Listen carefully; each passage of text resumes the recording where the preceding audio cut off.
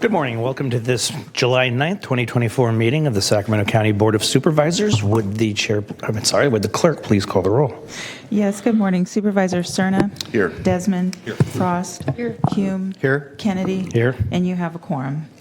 This meeting of the Sacramento County Board of Supervisors is cablecast live on Metro Cable 14, the local government affairs channel on the Comcast and AT&T Uverse cable systems. The meeting is closed caption and live streamed at metro14live.saccounty.gov and can be heard live for free on 96.5 FM KUBU radio. Today's meeting will be repeated Friday, July 12th at 6 p.m. on Channel 14. This meeting can also be viewed at youtube.com/MetroCable14. The Board of Supervisors fosters public engagement during the meeting and encourages public participation, civility, and use of courteous language. The Board does not condone the use of profanity, vulgar language, gestures, or other inappropriate behavior, including personal attacks or threats directed towards any meeting participant.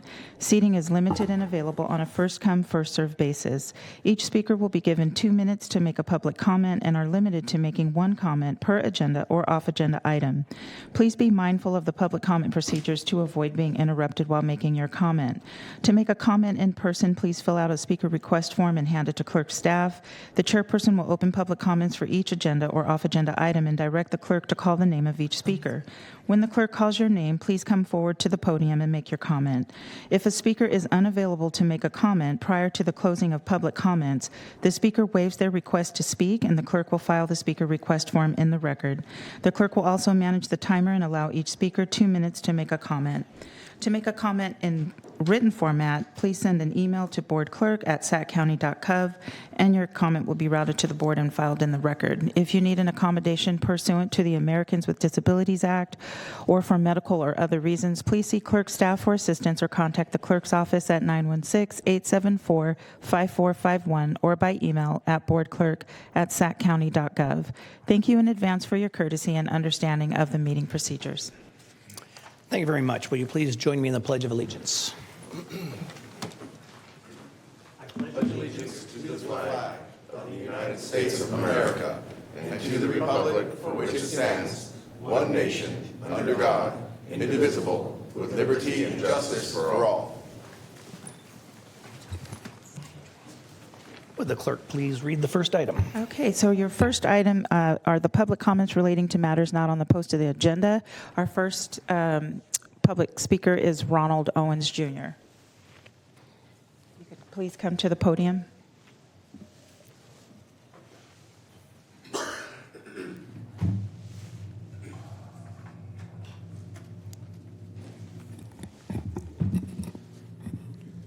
On April 14th, 2022, Federal Health Secretary Javier Becerra said, COVID-19 vaccines are killing people of color, Black, Latino, Indigenous people, at about 2 times the rate of white Americans.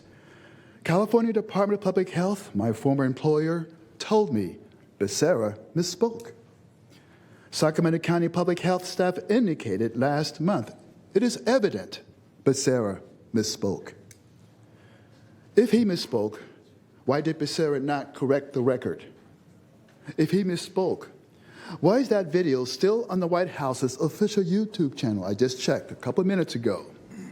If he misspoke, why are people dying suddenly, like a 17-year-old Chinese badminton player, and why are millions injured? If he misspoke, why was AstraZeneca pulled off the market globally after it faced court pressure about blood clots? If he misspoke, why increase mortality after third Moderna COVID-19 vaccine dose in Japan?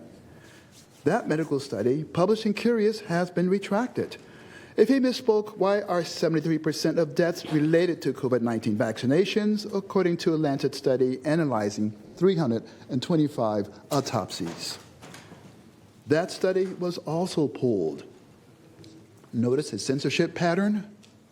If he misspoke, why are Kansas and Texas suing Pfizer for knowing and concealing that COVID-19 vaccine causes myocarditis, pericarditis, failed pregnancies, and deaths? California law states The Board of Supervisors of each county shall take measures as may be necessary to preserve and protect the public health. This board should direct Sacramento County Health Officer to start promoting, administering, and distributing COVID-19 vaccine to preserve and protect the public health. Thank you. Next is Alex.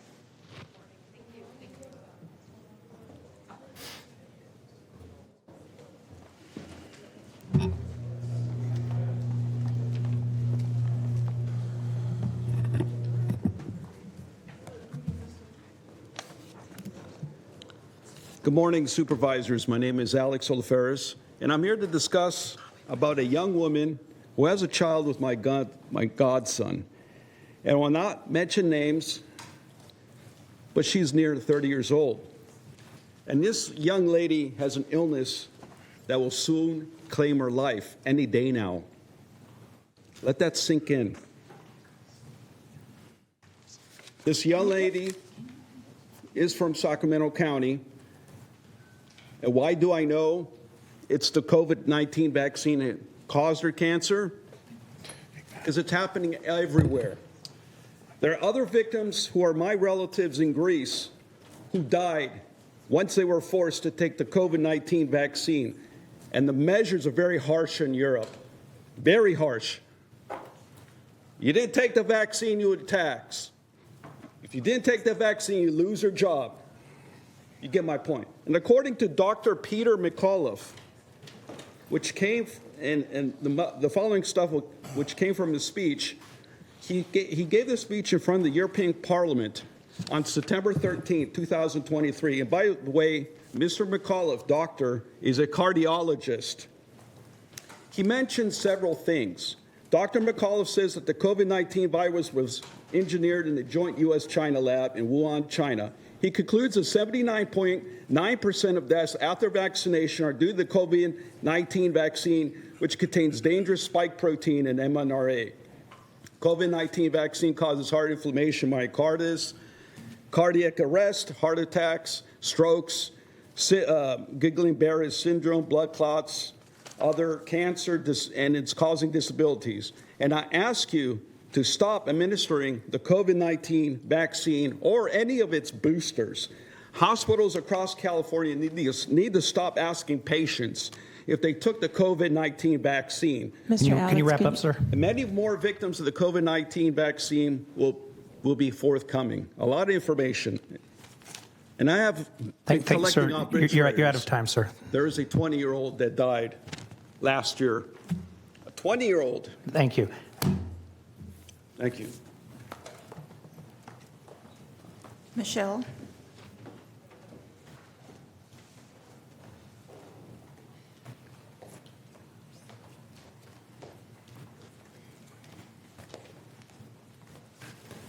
Good morning. My name's Michelle Twist. I'm here to represent my brother who was vaxxed and has been hospitalized twice from the vaccines. He has received no care from the hospital that actually helped him. He has classic graphene oxide blood clots that are inoperable, and he has months to live. It's my understanding that you are elected officials. It's my understanding that you can direct the health administrators to do what's right in the hospitals. So I implore you, and on behalf of everybody in this courtroom and everybody worldwide, I implore you to do your job. Thank you. Thank you. Thornell.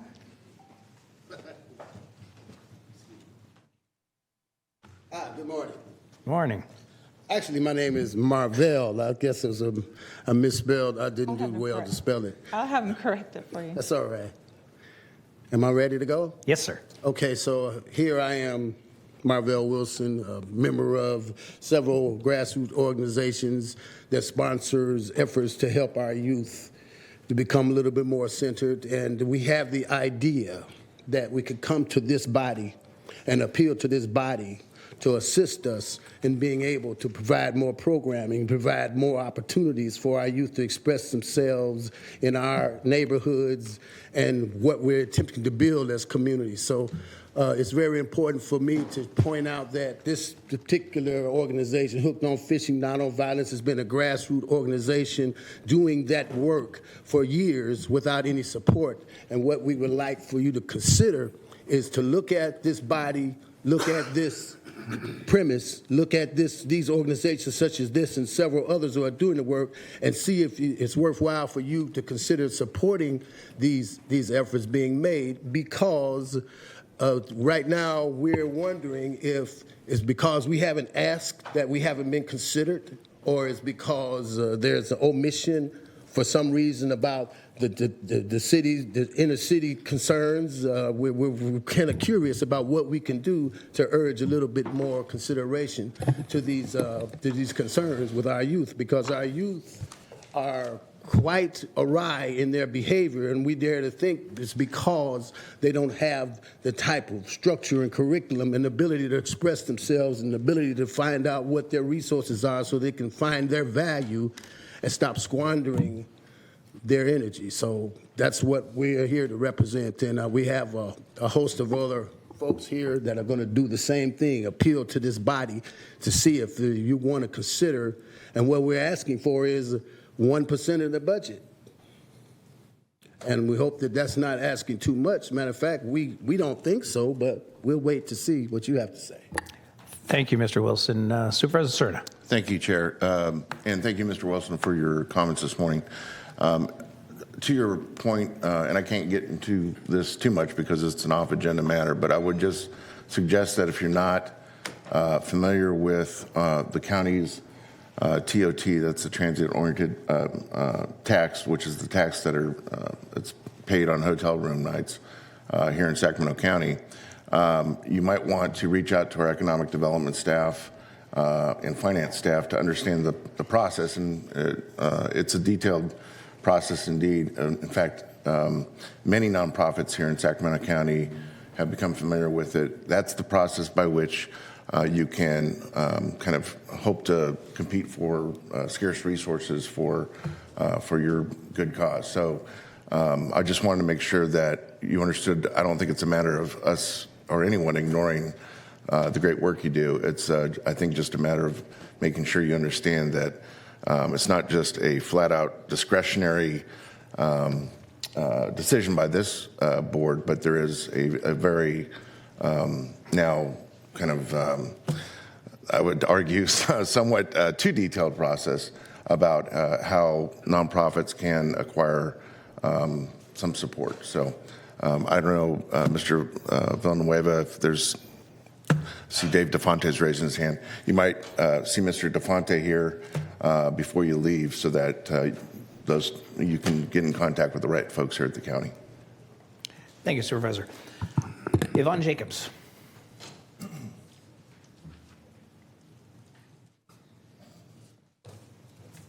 Good morning. I'm Yvonne Jacobs, and I am a Sacramento County resident representing Hooked on Fishing, Not on Violence.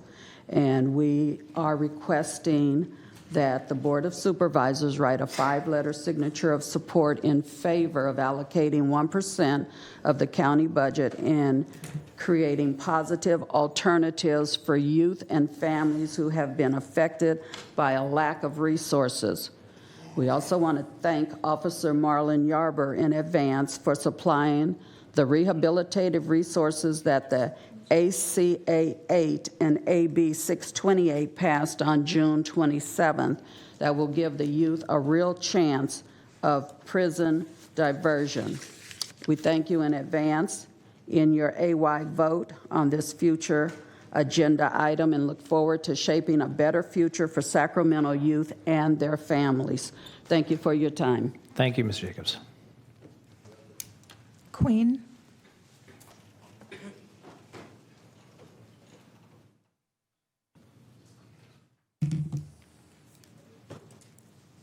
Good morning. Morning. Thank you. Thank you very much. Good morning, Supervisors. And I'm just here. I won't go through the entire little spiel because it is the same. But what I do want to say to you, my name is Queen Amina, also known as Mama Roz in our community. I am an elder in South Sacramento, Meadowview community. And our children, our youth, our young adults need more support and opportunities in program. I am one of those that is part of a safety net, so I can see, I can hear, I engage, and I am involved with our youth and in our community. So I do urge you, and I look forward to engaging with staff members and program managers on how to access these funds and go through the process so that we can strengthen our safety net for our youth, our young adults, and our children. Thank you so much. I appreciate your time and listening to me. Thank you. Thank you, Mama Roz. Chris?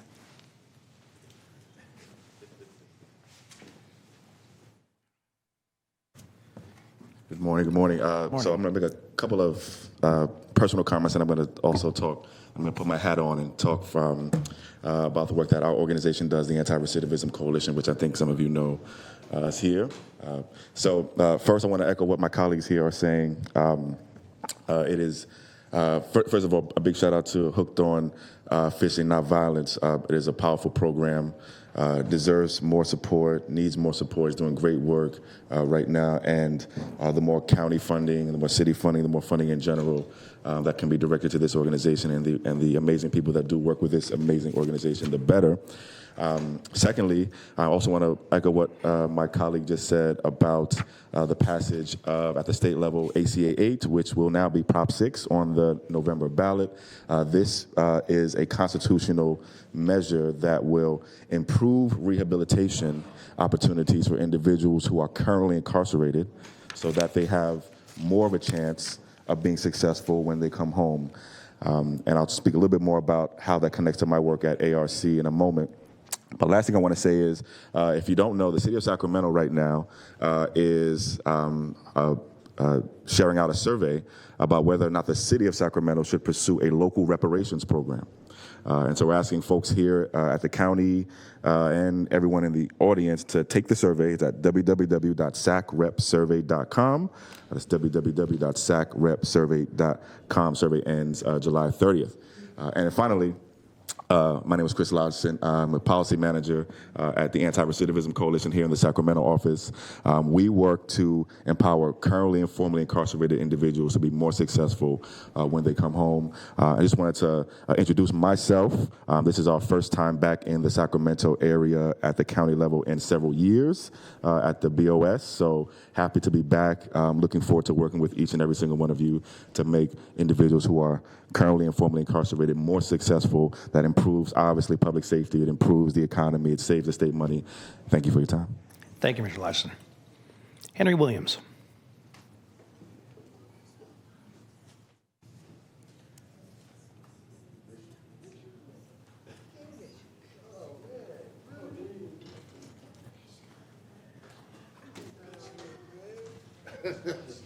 We got time.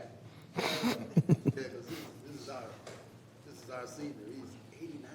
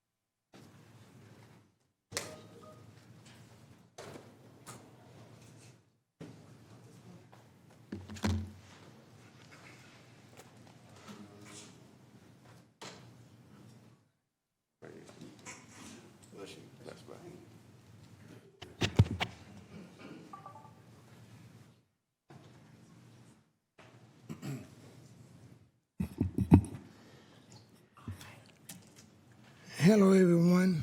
Morning.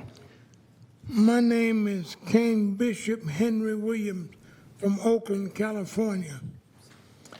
But I'm here to support all of the young peoples, okay, and their needs, okay?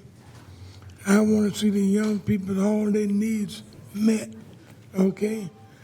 I don't want to see y'all holding out on them, okay? Because there's a lot of things that they need. And they need homes, they need land, they need schools, they need property. They need things in the community here.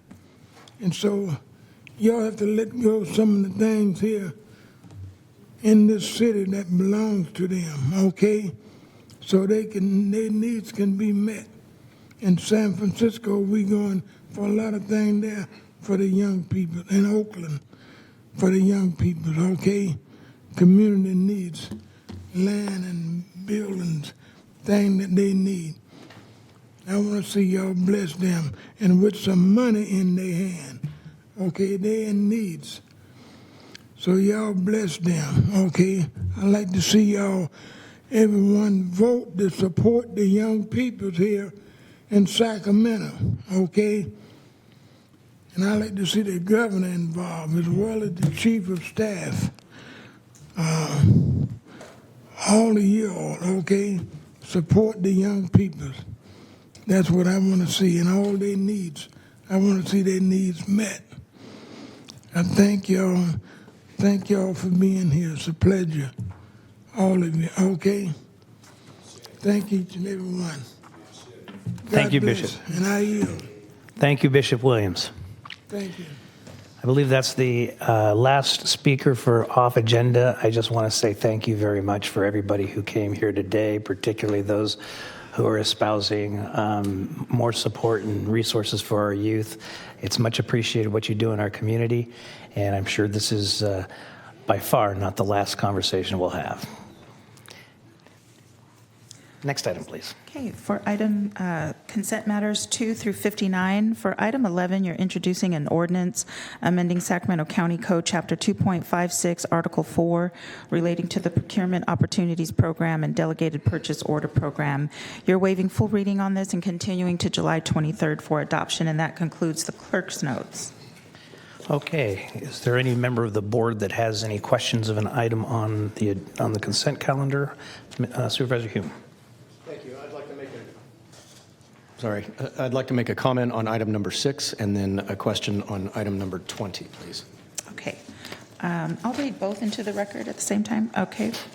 For item 6, this is the authorization to appoint Joshua Green as Director of General Services. And for item 20, this is to authorize the Director of Airports to negotiate and execute the agreement for lease of property to California Electronic Asset Recovery at Mather Airport. I don't think that was the item I wanted.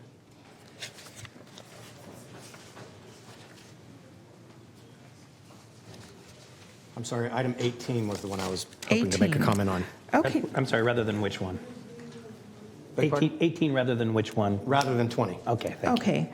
Item 18, authorize the Director of Airports to negotiate and execute an agreement for community workforce and training agreement, administrative services with Lowe Consulting Group.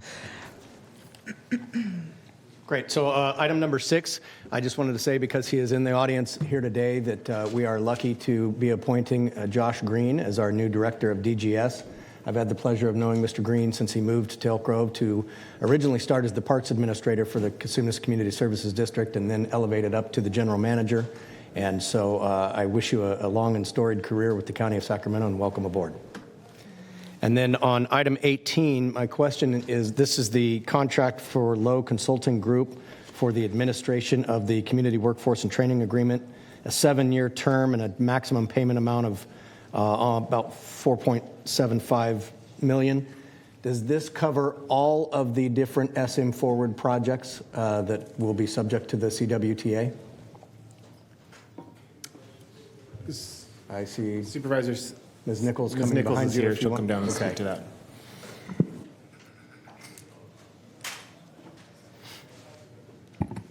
Good morning, Supervisor. Cindy Nickel, Director of Airports. This does cover all 6 of the SMF Forward projects. You'll remember that the CWTA does not cover the pedestrian walkway. Correct.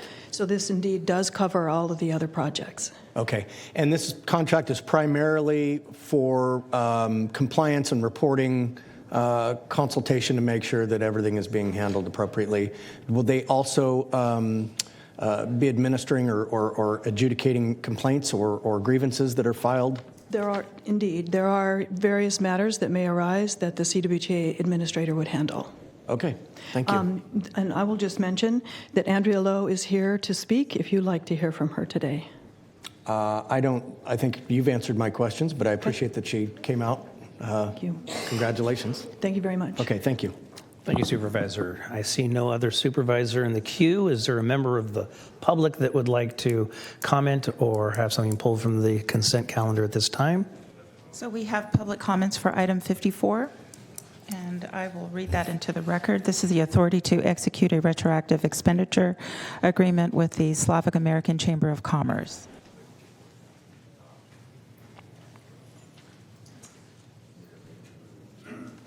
Crystal Rankins?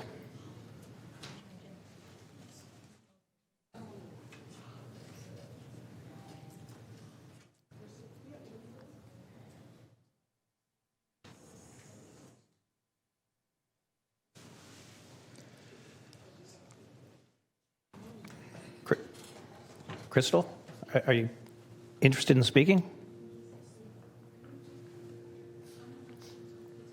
Crystal, we can skip and go to the next speaker if you like. Oh, okay. Well, I thought I was supposed to respond to what you guys were just talking about, or am I supposed to just go make a comment? Did you sign up to make a comment on item 54? General public comment. Excuse me. I'm sorry. It was 4 of us that signed up for non-agenda items. Okay. Okay, there's confusion. That's perfectly fine. I'm going to take the chair's prerogative and allow you to speak now as an item not on the agenda. You have 2 minutes each.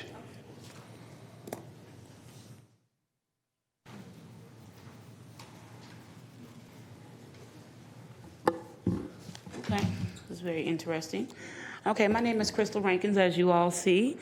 I'm a Sacramento community organizer, and we request the Sacramento Board of Supervisors, Cerna, Kennedy, Desmond, Frost, Hume, write a 5-letter signature of support in favor of allocating 1% of the county budget and creating positive alternatives for youth and families who have been affected by a lack of resources.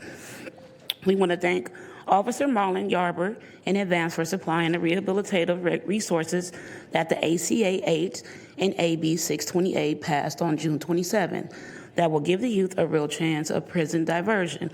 We thank you in advance in your A vote on this future agenda item and look forward to shaping a better future for Sacramento youth and their families.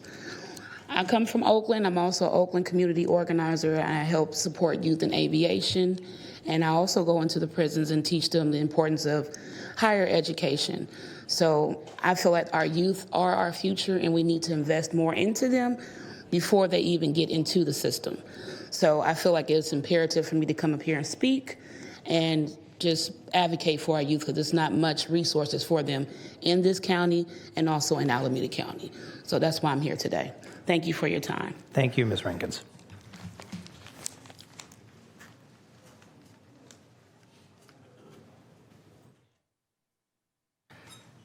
Dr. Truthbay?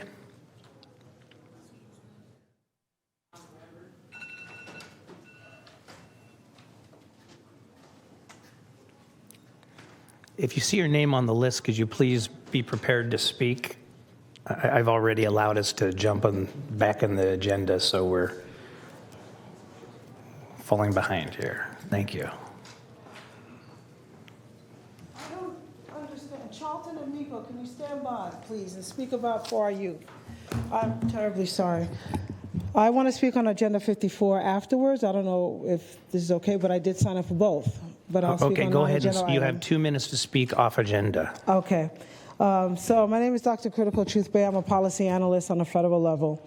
I work in the sector of homelessness, housing, and youth services.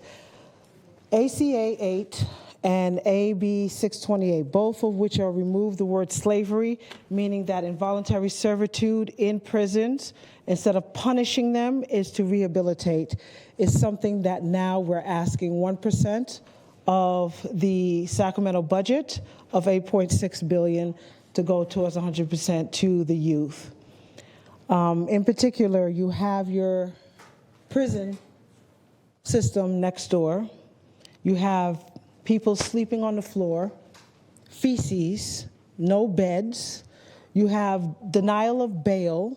You have family members and positive resources that are denied at the Sacramento Youth Detention Center, which is what I brought to Mr. Yarber's attention. But for some reason, it seems like that's not registering. We need to stop, because when our youth, our black youth, I'm gonna be very specific, we are not gonna be payment for other people. We built this country. We're still studying reparations? Come on. Why a lot of these kids that goes to these certain programs you put out still have gun charges? Why don't we have the same affordability in affluent neighborhoods? I'm sure your children are not going to half of the stuff we're going through. We're burying our children every day. That's why we have an attitude, because we don't see our taxes reflected for everyone else. So Ms. Sue Frost, we're asking, please, District 4, District 3, 2, and 1, 5, Cerna, Hume, Kennedy, Desmond, to please put 1% to resources that we can see, tangible ones. That means building state-of-the-art studios. Thank you. Yeah? Please, if you want to speak on item 54, we'll go through the next two speakers, so please stay in the chambers and we'll go back to that. Okay. Thank you. Thank you. Miko Yor.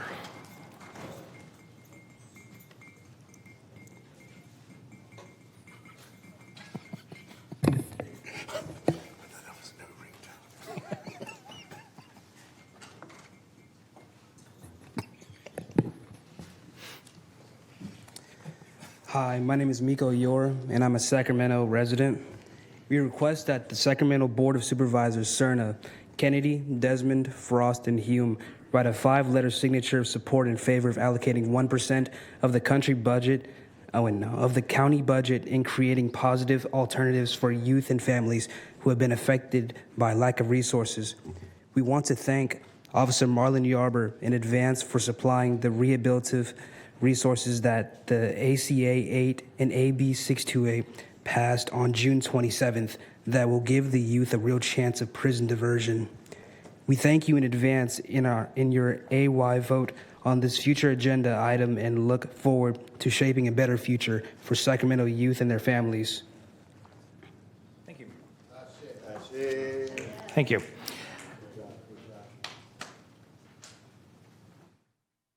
Charlton Curry.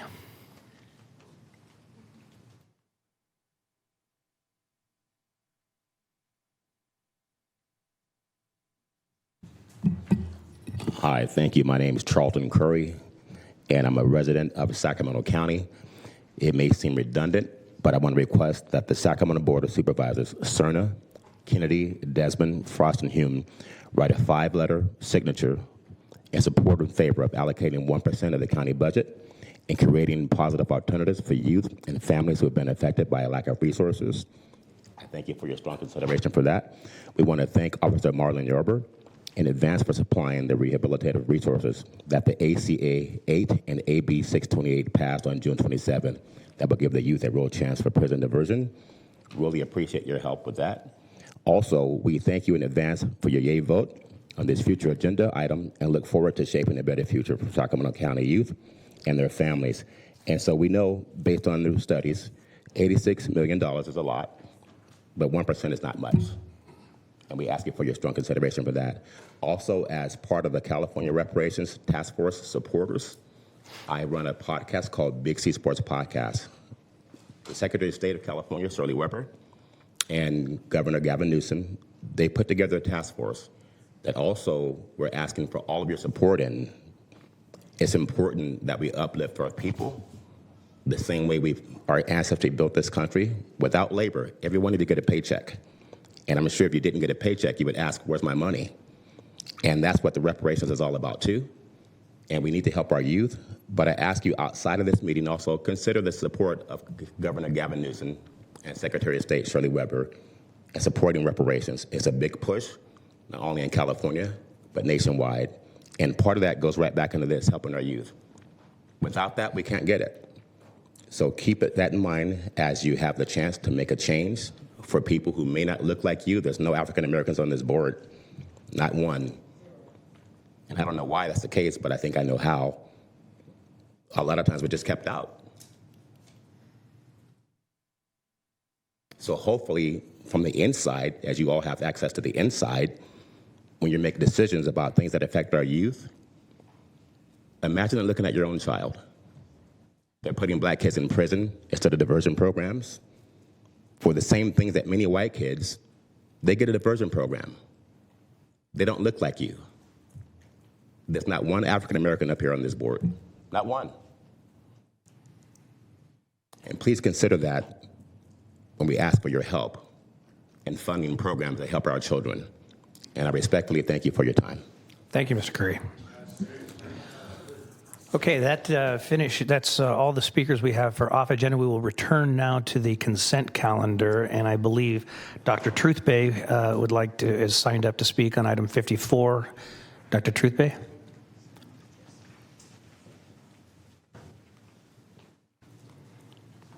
You have 2 minutes. I'm sorry. I'll pause for a moment. Did we already read this one in the record? I mean, we did. Thank you. I thought so. Go ahead, Doctor. Okay, thank you again. So item 54 is the authority to execute a retroactive expenditure agreement with the Slavic American Chamber of Commerce in the amount of $300,000 to provide wraparound services to Ukrainian refugees for fiscal year 2024 to 2025 and amend the agreement with Refugee Enrichment Development Association to increase their budget for an additional amount of $100,000, totaling $300,000. Now, Slavic American Chamber of Commerce. I'm actually a descendant of slave, born and raised here in California. My ancestors came on the good ship Desire in 1636, and ever since then, we haven't had any return on our investment, not even wraparound services in this tune. Black Chamber of Commerce, maybe crumbs here and there. So I'm bringing this up because I find it highly offensive that, again, that we don't have resources for people that built this country. We have 28 days in February to say, hey, here you go. We have Juneteenth where everybody gets a day off. That means nothing. We need housing, land, equity, education, and some of the properties, the surplus properties that you have in agenda number 10, yes, we would like some of that too. Without going through the red tape. That's all we're saying. Because we vote you in and we expect some type of return on investment, humbly and respectfully. But if there's going to be red tape that you know of, it's not going to end well. So I'm saying, Sacramento County, please let's work together with the black families who are suffering needlessly and change that around. So we'd like to say the same agenda for Black Chamber of Commerce for black families here in this here United States. Thank you for your time. Thank you, Doctor. All right, is there any other item on the consent calendar that a member of the public would like to address the board in at this time? Second. We have a motion and a second. Please vote. Supervisor Frost? Unanimous vote. Thank you. Next item, please. Okay, for your presentation. Supervisor Kennedy, if you can I speak for a second? Oh. Where? Okay. Little me. Sorry about that, David. No problem. So thank you for approving the consent agenda. You had item number 6 on your consent agenda, which Supervisor Hume mentioned. This is the appointment of Joshua Green as our new County Director of General Services. He's in the audience, and I'd ask him to come up now. Just a little bit about Josh. He has more than 17 years of experience in public services agencies, specifically focused on capital projects and construction, real estate, and building management, facility lease and contract negotiations, fleet management, and policy and procurement development.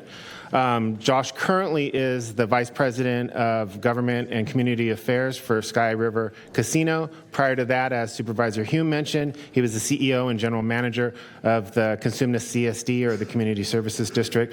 In addition to that, Josh has earned his MBA, or Master's in Business Administration. He's also earned his Bachelor of Science in Business and Political Science. In his free time, he's an adjunct professor at Sac State. He volunteers and is on many boards and committees in his community of Elk Grove. He also volunteers as a basketball coach in Consumnes Oaks High School. That's a little about him, but one thing I'd like to do is make sure I also express my appreciation to Dr. Sylvester Fadal, the Deputy County Executive over Administrative Services, who has been filling the position of Director of General Services since October of 2023, and he's done an outstanding job. I believe he's done an outstanding job. Josh has big shoes to fill following Sylvester, but we're confident that he can do that. So with that, I'd like to ask Josh to say a couple of words. Welcome. Good morning. Chair Kennedy, Vice Chair Cerna, Supervisors Frost, Desmond, and Hume. My name is Joshua Green. I live here in Sacramento County. I'd like to take this opportunity to thank you, as well as the County Executive David Villanueva, Dr. Fidel, and the rest of the County Executive team for this opportunity. I'm looking forward to joining the team over at General Services and continuing the great work that they do every day. So thank you for your trust, and thank you for this opportunity. Thank you, Mr. Green. Welcome to Sacramento County. I know that we all look forward to meeting with you individually and talking more about seeing what your vision is for the department. Thank you.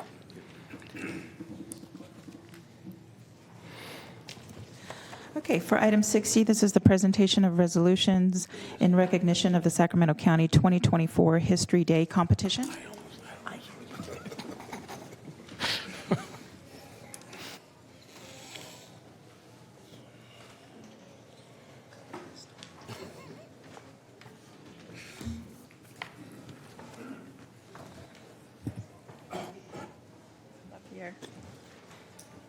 I'm Dr. Bob LaPerriere, the chair of the Special Awards Committee of the Sacramento County History Day Committee.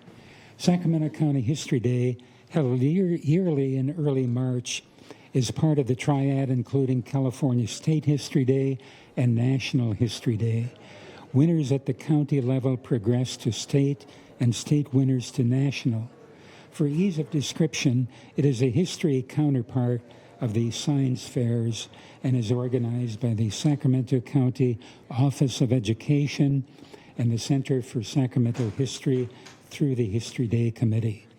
History Day is open to grades 4 through 12, with in California grades 4 and 5 competing in a poster or two-dimensional category.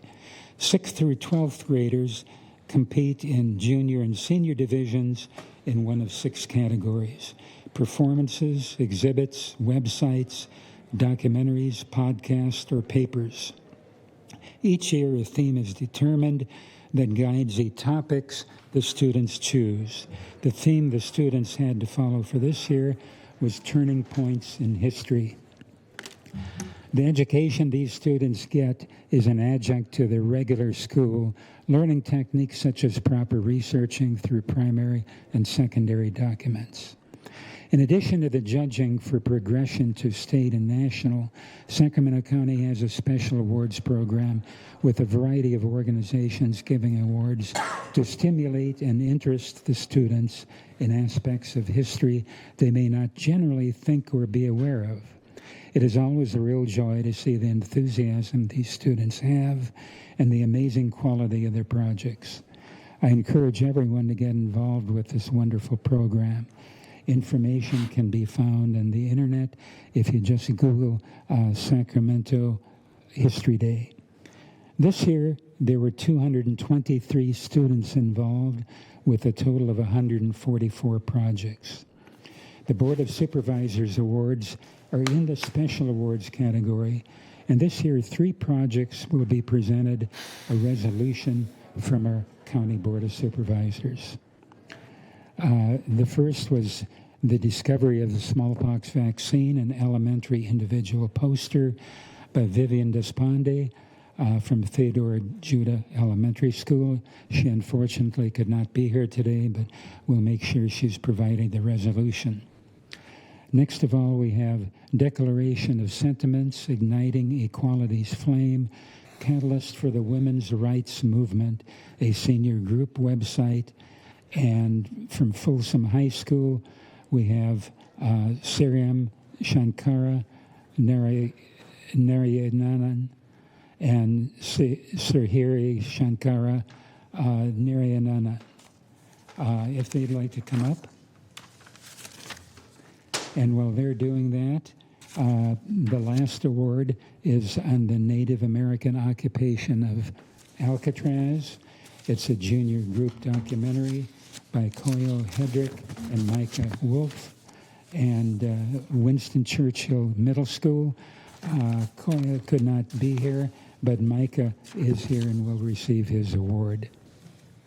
Thank you. See if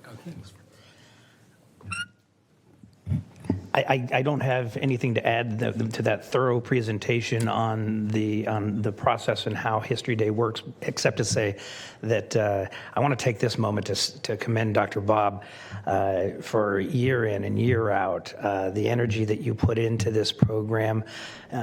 We take history for granted in not just Sacramento, but in America. And if we don't study history and learn from history, as they say, we will continue to repeat the same mistakes we've made in the past.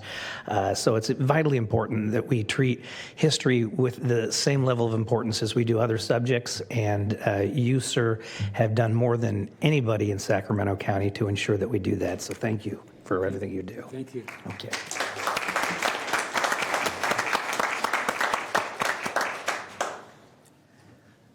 Okay, first I would like to invite Sriram. Okay, let's get a photo here. Congratulations on everything you did. I understand that your project was fantastic. Yeah. And I'm going to say that for all of you.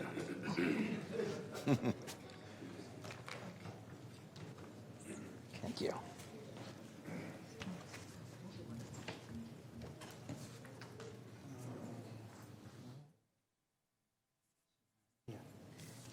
Mr. Hari? Mr. Hari? Hari? Okay, there you go. You guys aren't related, right? We're twins.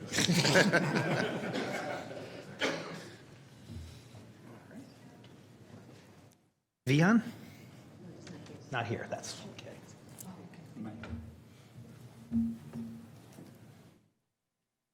Micah?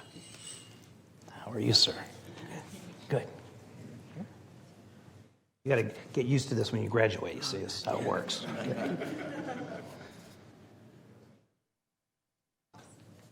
Congratulations.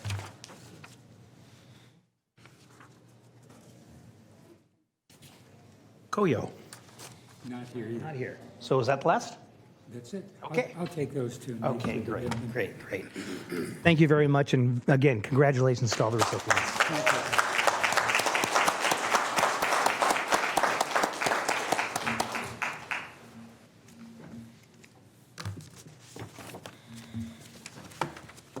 Okay, item 61 is the presentation of resolution recognizing July 21st through 27th, 2024 as Probation Supervision Week for Sacramento County.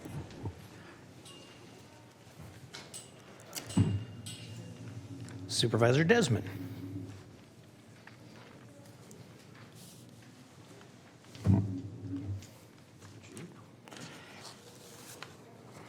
First, please don't take this as a reflection of the chair's lack of commitment to our Sacramento County probation. He's recovering from vacation, and I asked him if I could. And anybody watching this meeting knows it's not going well. But I'm delighted to be up here to provide this presentation to you, Chief Yarber, and so many of your staff that are here in the chambers with us today.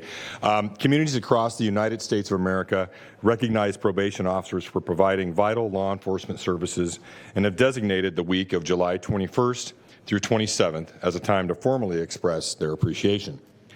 Our own Sacramento County probation has a highly skilled, multidisciplinary workforce devoted to changing the lives of the clients they serve by using innovative strategies to support positive change. They enforce orders of the court while providing clients with the assessment, treatment, and supervision needed to prevent reoffending, resulting in a safer community for all of us. Our Sacramento County probation officers fulfill their responsibilities with dignity and humility while fostering collaborations with other law enforcement agencies and community agencies and groups while supporting families, victims, and communities within the County of Sacramento. And I think, we heard from youth advocates this morning, and I don't know if that was coincidental or if that was planned, but so many of them gave a shout out to you, Chief Yarber, for what you do to support our youth in the community. And I know that applies to all of you. The interventions by probation to both before, during, and after someone may find themselves caught up with our criminal justice system is so crucial. And I know you and everyone who works for our probation department has such a vested interest with so much compassion to help people if they find themselves in that situation, help them rehabilitate, help them not recidivate, help them get the supports they need. So I know I speak for all my colleagues up here on the board, and I'm just very proud of you, proud of all of you, and want to honor you and recognize your contributions to the community. And we proclaim July 21st through 27th Probation Supervision Week.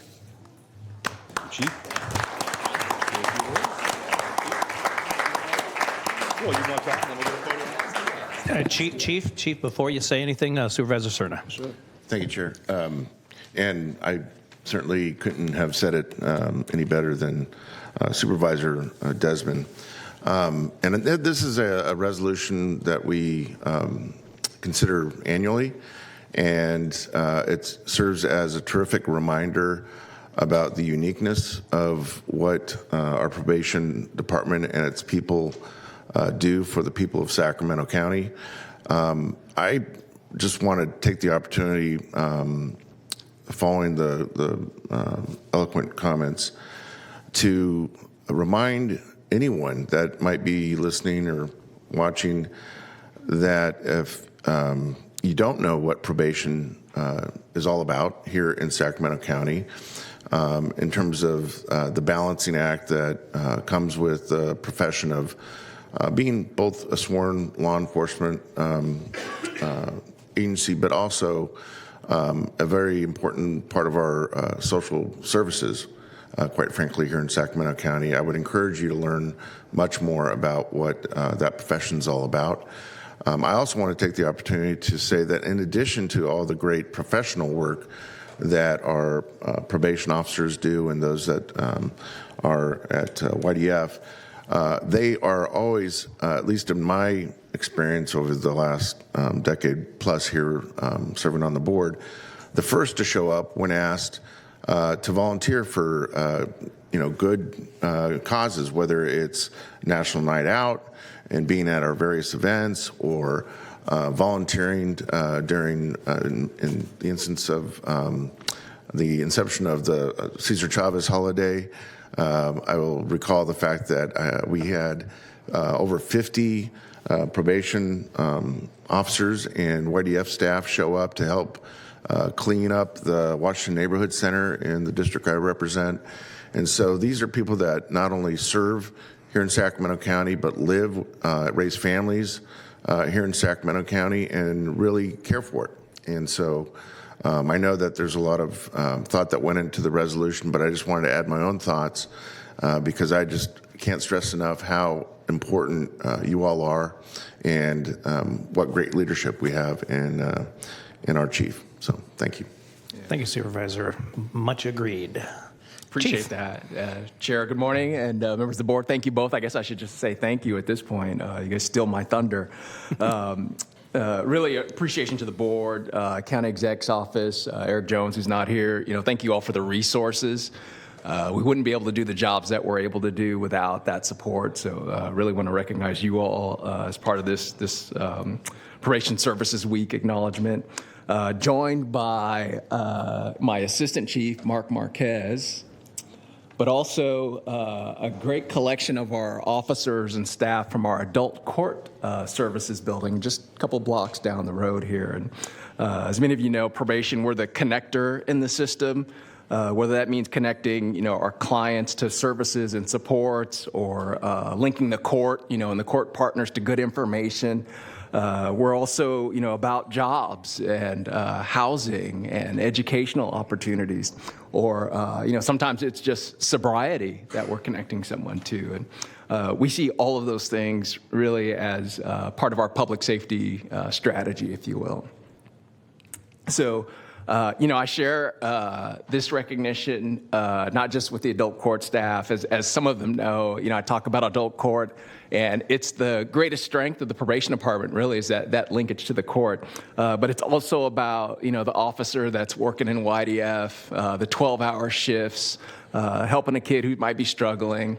It's the officer who's in the community supporting someone whose maybe family is struggling, and maybe it isn't the issue that brought them in front of us, but we can help them get on their way.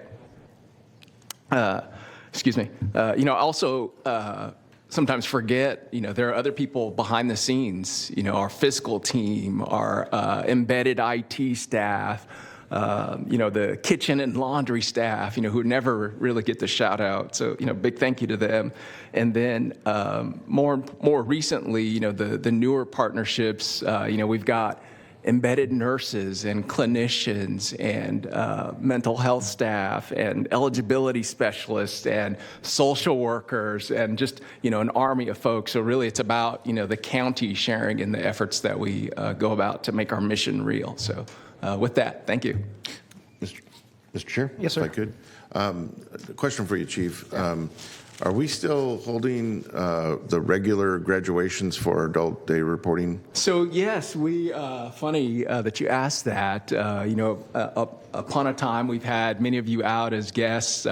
We've made them much more small and regionalized them with the sites, that are spread across the county.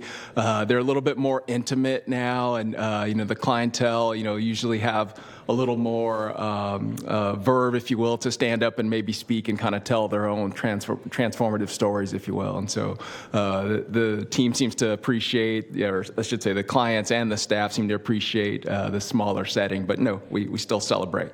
I think that's an important piece for us. So yes, thank you for recognizing that. Absolutely. And I think all of us have probably had the opportunity to witness and or participate in some of those graduation events. And you're absolutely right, Chief, that if you want to hear some really enlightening and uplifting, encouraging stories from folks that have decided to change their lives in a way that best serves the County of Sacramento and its people, go to one of these graduations and listen carefully to what the clients of probation have to share.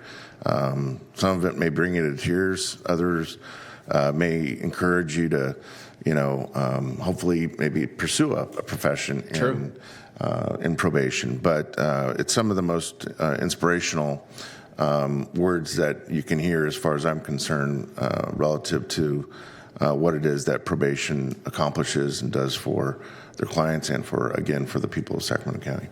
Great, thank you for that. Supervisor Hume. Thank you, Chair. Chief, I just wanted to pile on here, and I can't say it as eloquently as my colleagues because they certainly have more experience, but when I came into this position, probation was one of those departments where, on the internet, we see the meme of like somebody's life and then the dot is what you know about it, or an iceberg would be another analogy of what we see versus what's under the surface. And probation really embodies that. Everything that you touch, from the courts to juveniles to the parole services and things that we traditionally think probation does. But as was just said, you're kind of that intersection and that precipice of whether somebody is able to rehabilitate and get back mainstreamed into society, or whether they continue on a deleterious path. And so I salute all of the work that the folks sitting behind you do. I salute your leadership, and I just thank you for the service you provide for the residents of Sacramento County. Thank you so much. Supervisor Frost. Don't go anywhere, Chief. Hi, Chief.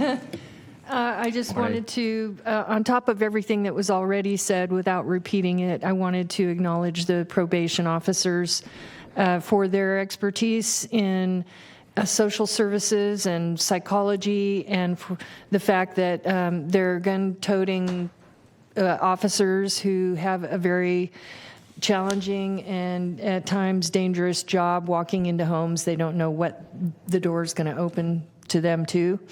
And they do a lot to give back to the community, and I want to thank you and all of the probation officers for everything that you do.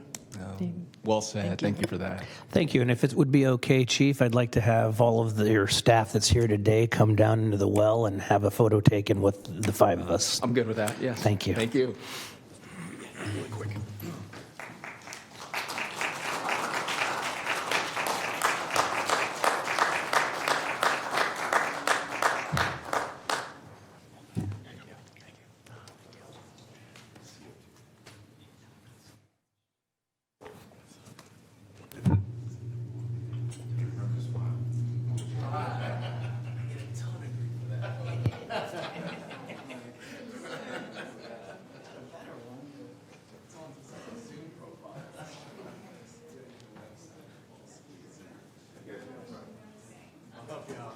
You're still on the plane.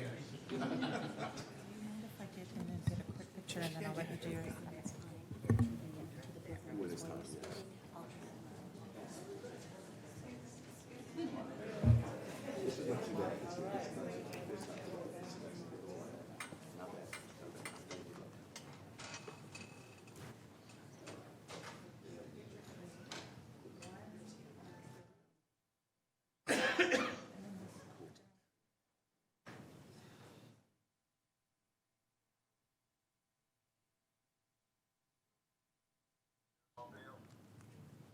Nice.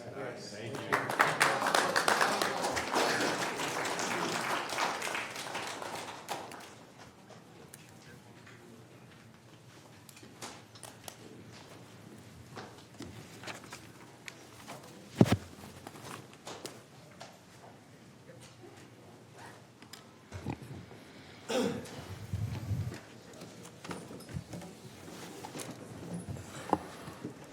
Okay, I believe we're adjourned. Next item, please. Okay, I think we have one more presentation to that. Item 62 is the presentation recognizing July as Parks and Recreation Month. Good morning still. Liz Bellis, Director of Regional Parks, and I have a presentation. Thank you. There we go. It's a simple message. Parks make life better. I'm honored to be here today to present this item. Parks are my passion. Parks, open space, and recreation programs are an integral part of the quality of life for everyone.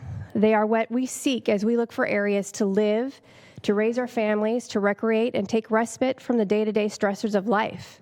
They connect us on many levels as a community and are an important part of our physical, mental, and spiritual health. Today, I will briefly review what our Sacramento County Regional Parks system provides, but I'm also pleased to recognize my fellow park professionals and share a unique aspect of Sacramento that we have 22 different entities which provide park and recreation services to our Sacramento communities. A handful of my park professional colleagues are here as well. I'd like to ask them to stand up or come on down, whichever you're most comfortable with. I'm so glad they were able to sit through and stay with us for this brief presentation.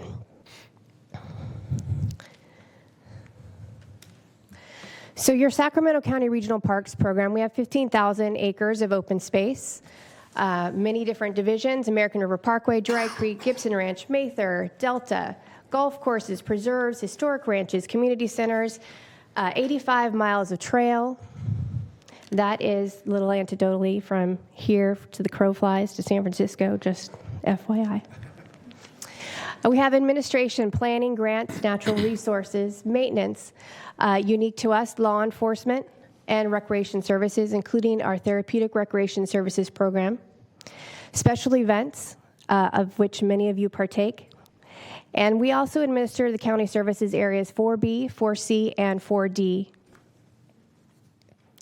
So I'm just going to briefly, I very promise you very briefly, go through all of the different entities that provide these parks and recreation services for you. As mentioned earlier, County Service Area 4B is for the Wilton community. County Service Area 4C is for the Delta region. County Service Area 4D is Galt and Harold. Carmichael Recreation and Park District is one of the dependent districts of Sacramento County. Mission Oaks is the second dependent district of Sacramento County. And Sunrise, Kevin, is your administrator for Sunrise, is the third dependent district of Sacramento County. And what that means is your Board of Supervisors serves as the Board of Directors for those dependent districts. The rest of them are either cities or independent districts. We have the City of Folsom, the City of Galt, the City of Isleton, the City of Sacramento, Arcade Creek, Arden Manor, Arden Park, Cordova, Cosumnes CSD. Mr. Green, as you recognized earlier, was a part of that organization. Fair Oaks, Fulton El Camino, North Highlands, Orangevale. Becky is your administrator for Orangevale. Rio Linda, Alberta. Oh, and I skipped over City of Folsom. I did not mention that. City of Folsom. So sorry. We haven't met yet. Hi. She's new. Mike for Rio Linda, Alberta. Southgate. And as I stated, I made this very brief, but I'd like to conclude by saying thank you to your board for allowing me this opportunity to recognize all of the different park entities that provide these services for our community, and also anyone who's ever been a part of a park and recreation profession. So if you've been a camp counselor or a lifeguard or served as a board member, please stand up, raise your hand, shout out, and recognize the fact that we have a whole month to celebrate that parks make life better for everyone. Thank you. Thank you, Liz. Appreciate it. And thank you to all your staff, too. We really do have, I think, one of the best, if not the best, parks department in the work that we do in Northern California. Not just the beauty of the, obviously, of, everybody talks about the parkway, but everything else that just goes on every day, and particularly our youth programs. You all do with very little staff. You do tremendous work, and it's so much appreciated, and makes our community a much better place and County of Sacramento better. Thank you. Thank you. Oh, Supervisor Cerna. Before you leave, Liz. Just kidding. I know you mentioned special events, but I don't know that I heard special mention of Aftershock. No. So I just want to acknowledge that unique to this department amongst, compared to other parks departments, when we have resources like the American River Parkway that can be used for a multitude of different recreational and in this case entertainment purposes, I think that it's worth noting too that we've been able to groom some really, really productive partnerships over the years with, in this case, promoters that have brought one of the biggest, most well-attended music festivals from across the country into Discovery Park. And so I just want to say that in addition to celebrating the month for kind of all the very obvious reasons, we ought to be doing the same because I think we have a lot of creative minds that really apply themselves and make sure that we're kind of maximizing the use and utility of our park assets for, again, a wide variety of purposes that make living in Sacramento County a great experience. So thank you, Liz, for your leadership and for all that your staff do. Thank you. Yeah, absolutely. Remiss in not mentioning the fact that we have some of the best rock festivals on the West Coast right here in Sacramento. There you go. Not to mention Country Western and Ironman the same month. That is true. Yeah. Talk to my staff after October. Supervisor Frost. I just want to say every one of you touches my district, so thank you for being here. But I also wanted to say, on top of parks being great for happiness and recreation and sunshine, the parks seem like sort of like the libraries. Whenever things happen in our world, it's one of the first things that's impacted is the park system. And I want to acknowledge the way you have managed, homeless issues and the added burden that was brought on by a pandemic. And also, I want to thank 2 or 3 of you are actually working with special projects relating to what's important to the community and things that the community wants, and for all that you do to go out of your way to, bring their dreams to life. The Fire Museum in Rio Linda, the amphitheater in Citrus Heights. There's so many things happening, and you're right in there saying, okay, how can we make it happen? And I want to thank you, Liz, for your support with stuff like that, too. So thank you for all you do, and yay, parks. Absolutely. Best profession in the world. Thank you. Thank you all. Next item, please. Item 63 is the County of Sacramento Landscape Maintenance District Zone 4, public hearing on proposed assessment for fiscal year 24-25, confirming the assessment diagram and levy assessments.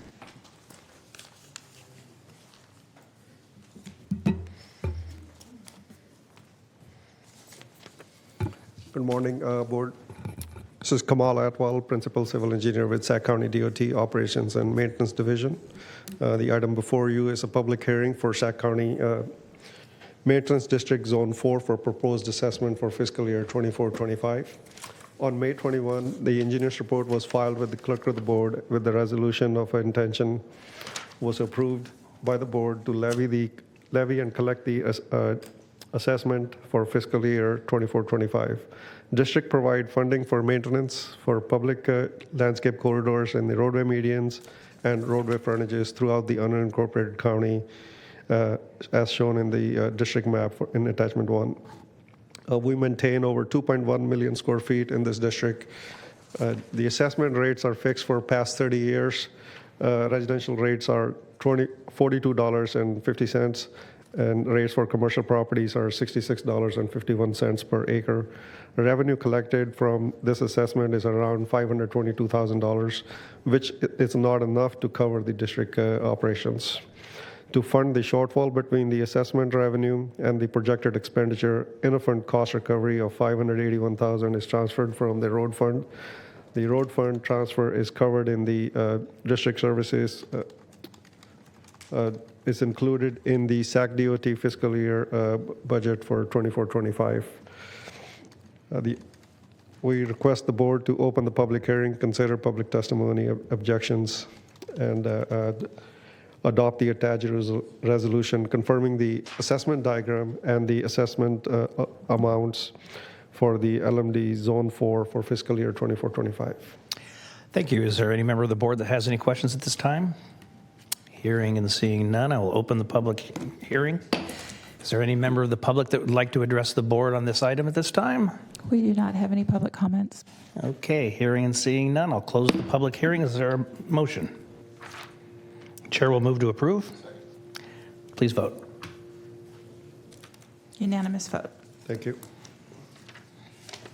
Item 64 is the Watt Avenue Property and Business Improvement District. Public hearing on the modification of the Management District Plan. Adopt a resolution modifying the Management District Plan.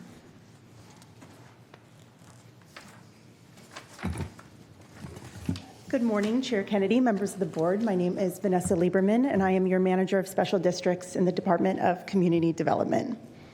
The item before you today is a request to modify the management district plan. I was hoping someone was going to take our photo. Sorry, I digress. I'm sorry. For the management district plan, or MDP, thank you for that, for the Watt Avenue Property and Business Improvement District, the PBID, which was formed in 2015 and renewed in 2020 for 10 years. The MDP sets the district budget for services and activities such as security, maintenance, advocacy, capital improvements, etc. Budget allocations are fixed for the term of the MDP. However, they can be adjusted up to 15% to address minor cost fluctuations while maintaining the intended levels of service. Do I get a gift? The Watt Avenue Partnership serves as the owners association for the district. They reported that significant inflation has affected the cost for two primary service categories, security and maintenance. Cost projections for these two categories exceeded the budget allocations beyond the 15% adjustment allowance. The Watt Avenue Partnership requested revisions to the budgetary allocations set by the MDP as allowed by PBID law. On May 21st, your board adopted resolution number 2024-0332, a resolution of intention to modify the MDP budget allocations. In accordance with PBID law and the requirement for public noticing, the ROI was published in the Daily Recorder on June 28th, and a copy of the ROI was mailed to all property owners in the district on June 14th. The purpose of today's public hearing is for the board to allow all interested parties to provide input or in support or opposition to the MDP modifications. Since the term of the district, the assessment amounts, district boundary, and assessment methodology are remaining unchanged, the modification is not subject to a protest ballot process. The modified MDP would be in effect for the balance of the district's term, set to expire on July 31st, 2030, or until renewed. Prior to officially opening the public hearing, I would like to invite the Executive Director of the Watt Avenue PBID, Mr. Jason Wint, to the podium for additional comments, after which I'll go through the public hearing process and staff recommendations. Thank you. Thank you. Thank you, Vanessa. And I just have to say, first of all, good morning. Morning. Thank you, Board Chair and Board Supervisors. Thank you for your time, and thank you for raising that. I felt that. Thank you for that. Appreciate it. And I have to stop and pause and just say thank you to Mike, Vanessa, Joe. One day when I grow up, I'm going to have that king's beard, my friend. Without their help, this wouldn't have happened. And the entire special district team, if there's anyone I left out, I apologize. It was a monumental effort in the fast lane to try to make sure this could be done in a timely measure, getting all the mailings done, everything, crossing all the T's and dotting all the I's. So I just want to say thank you to everyone that was involved in helping to make this happen. Obviously, out of the 6 categories within our PBID, the most important 2 are safety of the community and the cleanliness of the community. And I saw the writing on the wall when the original budget categories and the allocations therein were not going to be sufficient and would not make it for the next 7 years. I said, hey, board, during one of our board meetings, we have to make a change. We got to do it right now or it'll be too late. And so we all voted. We made sure that everything looked good, talked to our accountants and said, yeah, we got to make this category change. So I definitely encourage you to vote yes so that we can continue to do our good work. Thank you. Thank you.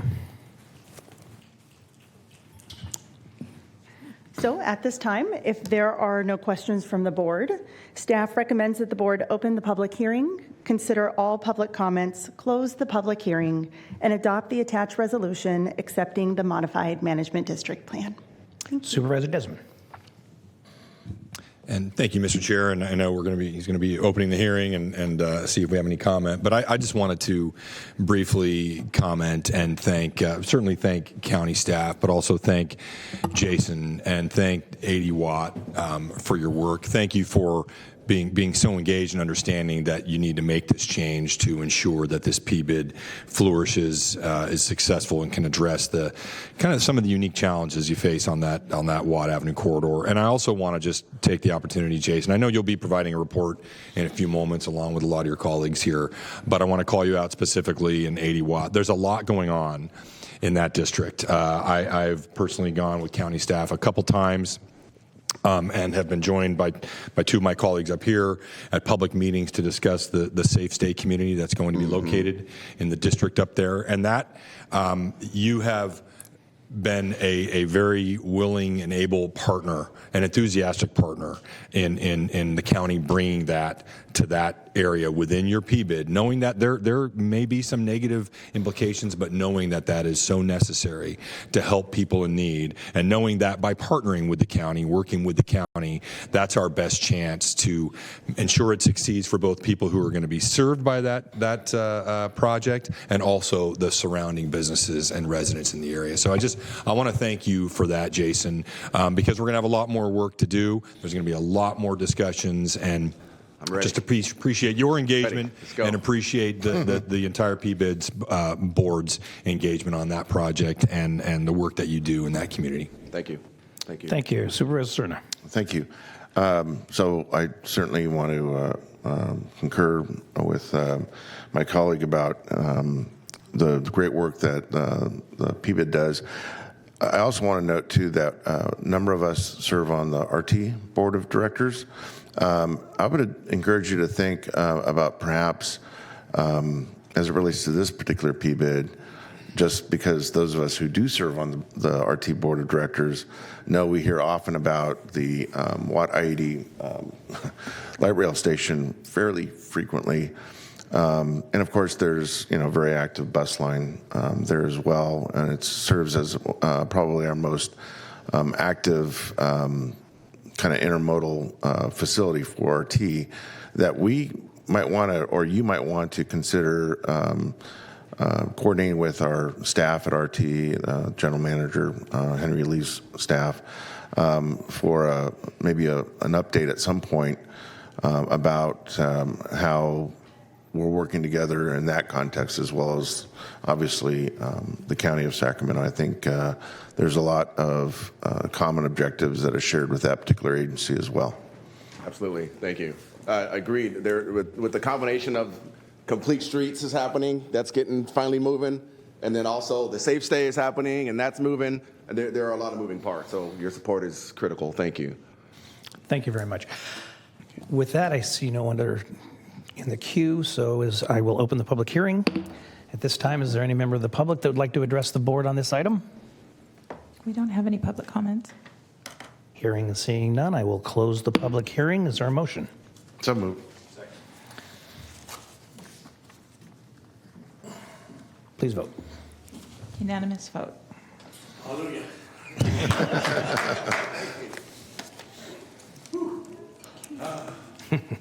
For item 65, this is County Service Area Number 10, Benefit Zone Number 3, public hearing on the written report of service charges for fiscal year 24-25. Confirm the report and fix charges. Good morning, members of the board. Joe Grassick with County Engineering, and we also have staff here from DOT to help answer questions if they come up. So CSA 10 was formed in 2003 to provide trip reduction services for new growth areas in the county, and currently the only active zone is Zone 3, which includes North Vineyard Station, Florin Vineyard, and the Wild Hawk North development areas. In May, the board received a written report of operating requirements and service charges and set this public hearing. The written report summarizes the recommended fiscal year 24-25 service charges and the use of those charges. The written report shows that staff is recommending increasing the service charges by 3.67% over last year's rates based on changes to the Consumer Price Index. And with that, I'd like to share just some quick highlights from CSA 10 over the last year. So 50 Corridor TMA began working on the Let's Go marketing campaign, which aims to encourage residents to change their travel methods to more sustainable modes.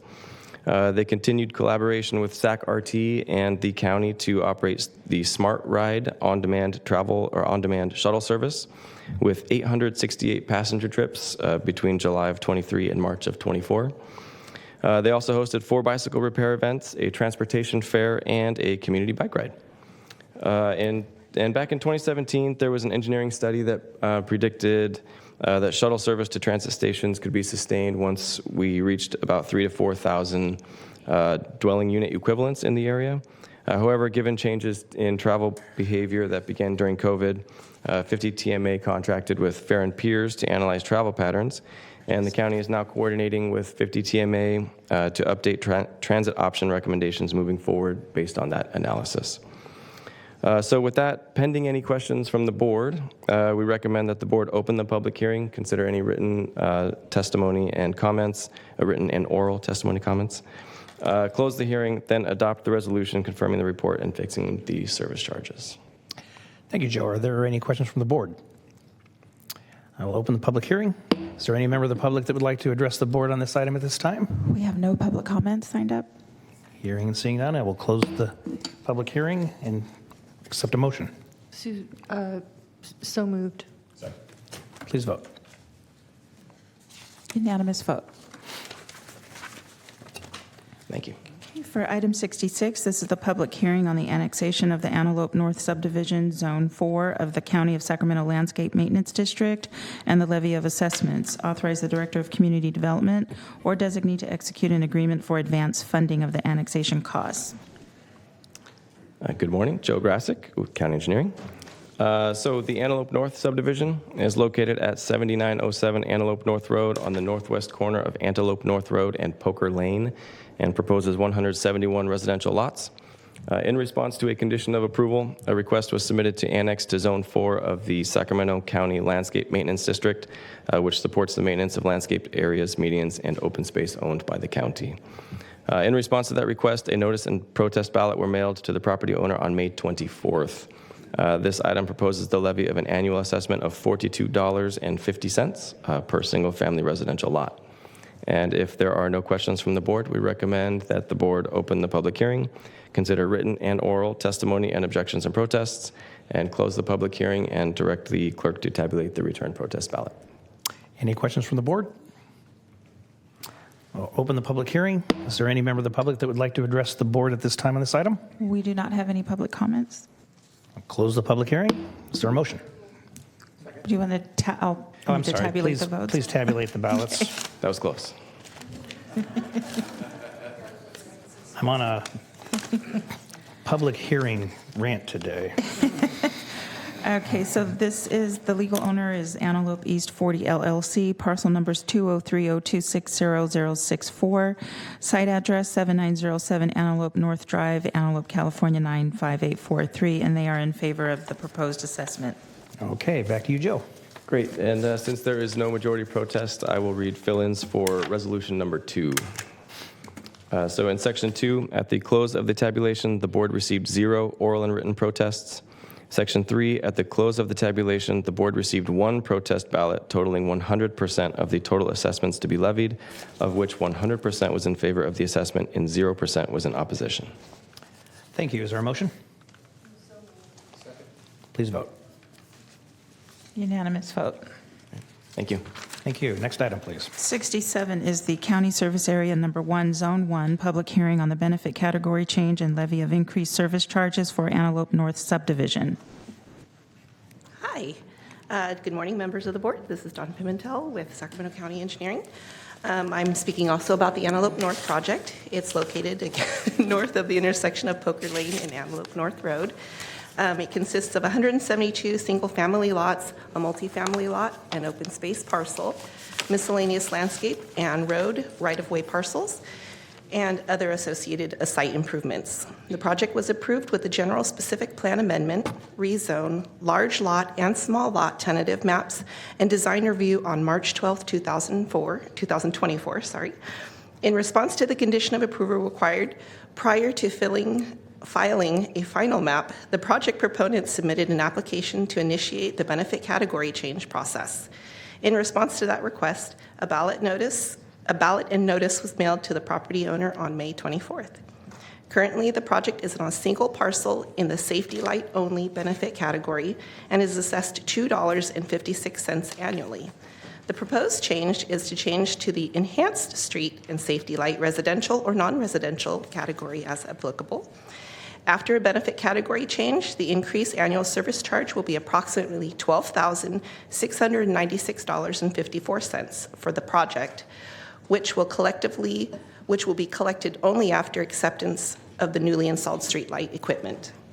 If there are no questions from the board, we recommend the board open the public hearing, consider written and oral testimony and objections, protests, and close the public hearing and direct the board to tabulate the protest ballots. Any questions at this time?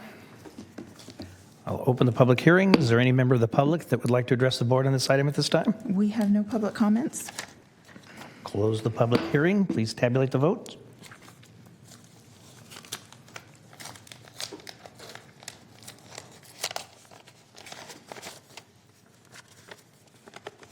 Okay. We have received a ballot from the legal owner, Antelope East 40 LLC, parcel number 203-026-0064, site address 7907 Antelope North Road, Antelope, California, 95843, and they are in favor of the proposed change to the benefit categories. Thank you. Okay, so since there's no majority protest, we request that the board adopt the attached resolution to establish the service charge for Antelope North, and I would like to read in the fill-ins for the resolution. At the close of the hearing, the board received 0 oral and written protests, which the board finds and determines to not constitute a majority protest. And in section 3, the board received 1 protest ballot totaling 100% of the total amount to be levied, of which 100% was in favor of the change of the benefit category and 0% was in opposition of the category change of benefit category. Thank you. Any questions of the board? Is there a motion? Please vote. Unanimous vote. Next item.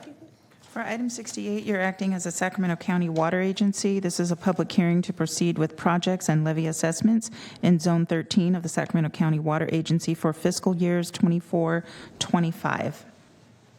Good morning, Supervisors and Chair. I really appreciate your time. My name is Mike Grinstead with the Department of Water Resources, and I'm here today to introduce the Zone 13 assessment. The board approved the formation of Zone 13 in 1987. Assessments are levied per parcel based on land use in the same way as has been approved since 1995. If approved, the 24-25 fiscal year assessment will generate approximately $2.3 million for the zone. The zone currently funds programs as listed in the engineer's report attached to the board letter. This morning, I ask that your board take the following actions. Open the public hearing regarding the projects proposed for Zone 13 and the levy of assessments in the zone. Consider public testimony. Close the public hearing and adopt the resolution instituting projects and levying assessments in Zone 13 for fiscal year 24-25. Any questions from the board? Open the public hearing. Is there any member of the public that would like to address the board at this time on this item? We do not have any public comments. Close the public hearing. Is there a motion? So moved. Please vote. Unanimous vote. Thank you again for your time. Thank you. For item 69, approve the 2023 annual reports for the Antelope, Arden Arcade, Carmichael, Florin Road, Fulton Avenue, and Watt Avenue property and business improvement districts, and provide for the levy of assessments for fiscal year 24-25. Hello again. Welcome. Good afternoon. Chair Kennedy, members of the board. Morning. Okay, I'm of the school, 11 o'clock, it's a wobbler, okay.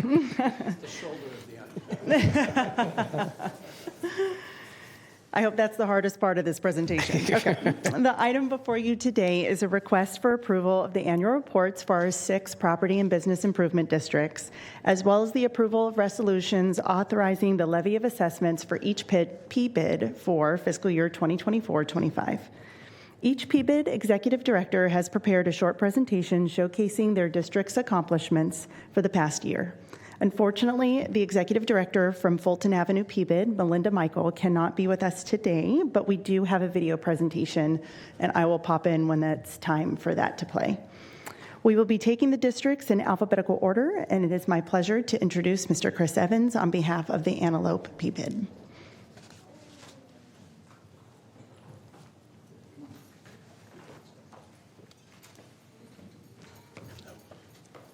Good morning, good afternoon, whatever we agreed it was on. You know, every year when I come down here, I'm always a little intimidated because all the other PBIDs have these great videos and they have this 4-color brochures that they hand out. And we are a small PBID, we're very conservative. 78% of our money goes into security, 8% of our money goes into maintenance.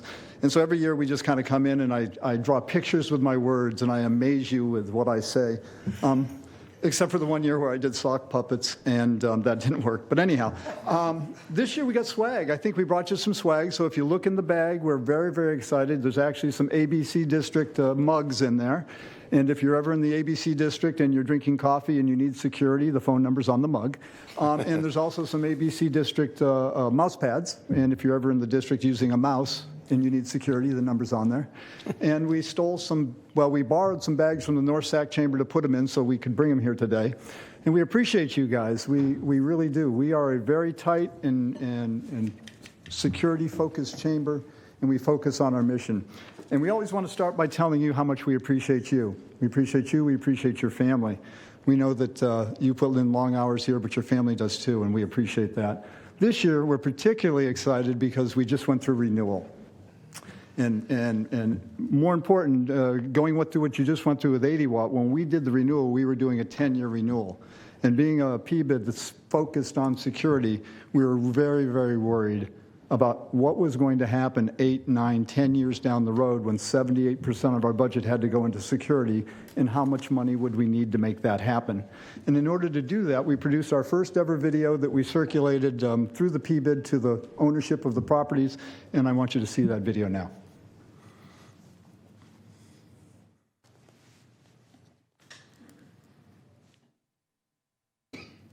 Might want to bring out the sock puppets. I'm just thinking, maybe Florence and I are having an Evans and Evans thing here. I sent it in. I promise I did. He needs to practice because he's going to be a grandpa any minute. I am, that's true. Son. Congratulations. My very first grandchild, grandson, any minute. Yeah, and I'm here. Labor down in L.A. right now. I'm going to run and get on a plane as soon as I'm done. How are we doing, Flo? And we may be done soon. You may not see the video. I don't have it just yet. I'm checking with staff to see where Well, it was that's an at. amazing video that ran for 4 minutes and 13 seconds. It is really good. It highlighted what was going on. And the important reason for the video, and the reason we felt very important to do the video, was we had to go through the renewal. And I think the video helped us a lot when we talked to the property owners, because we got, gang, a 33% one-time increase in the assessment. We went to all the property owners and said, this is what you're paying, but next year you got to pay 33% more, or 9 years from now, there's no use having the PBID, because the PBID's mission is 78% of the time to be here for security. And that's why we're so happy. We have Night Watch Security. We have our own maintenance team, which I'm going to tell you about in a second now. But up next, for the first time, we've ever had our board chairman come in. And I'm so excited because Steve has been not only a founding member, but been a member all the way, and now he is our board chair for the next year, and we are excited. I'd like to introduce our chairman of the staff, Steve Amstutz. Hi, guys.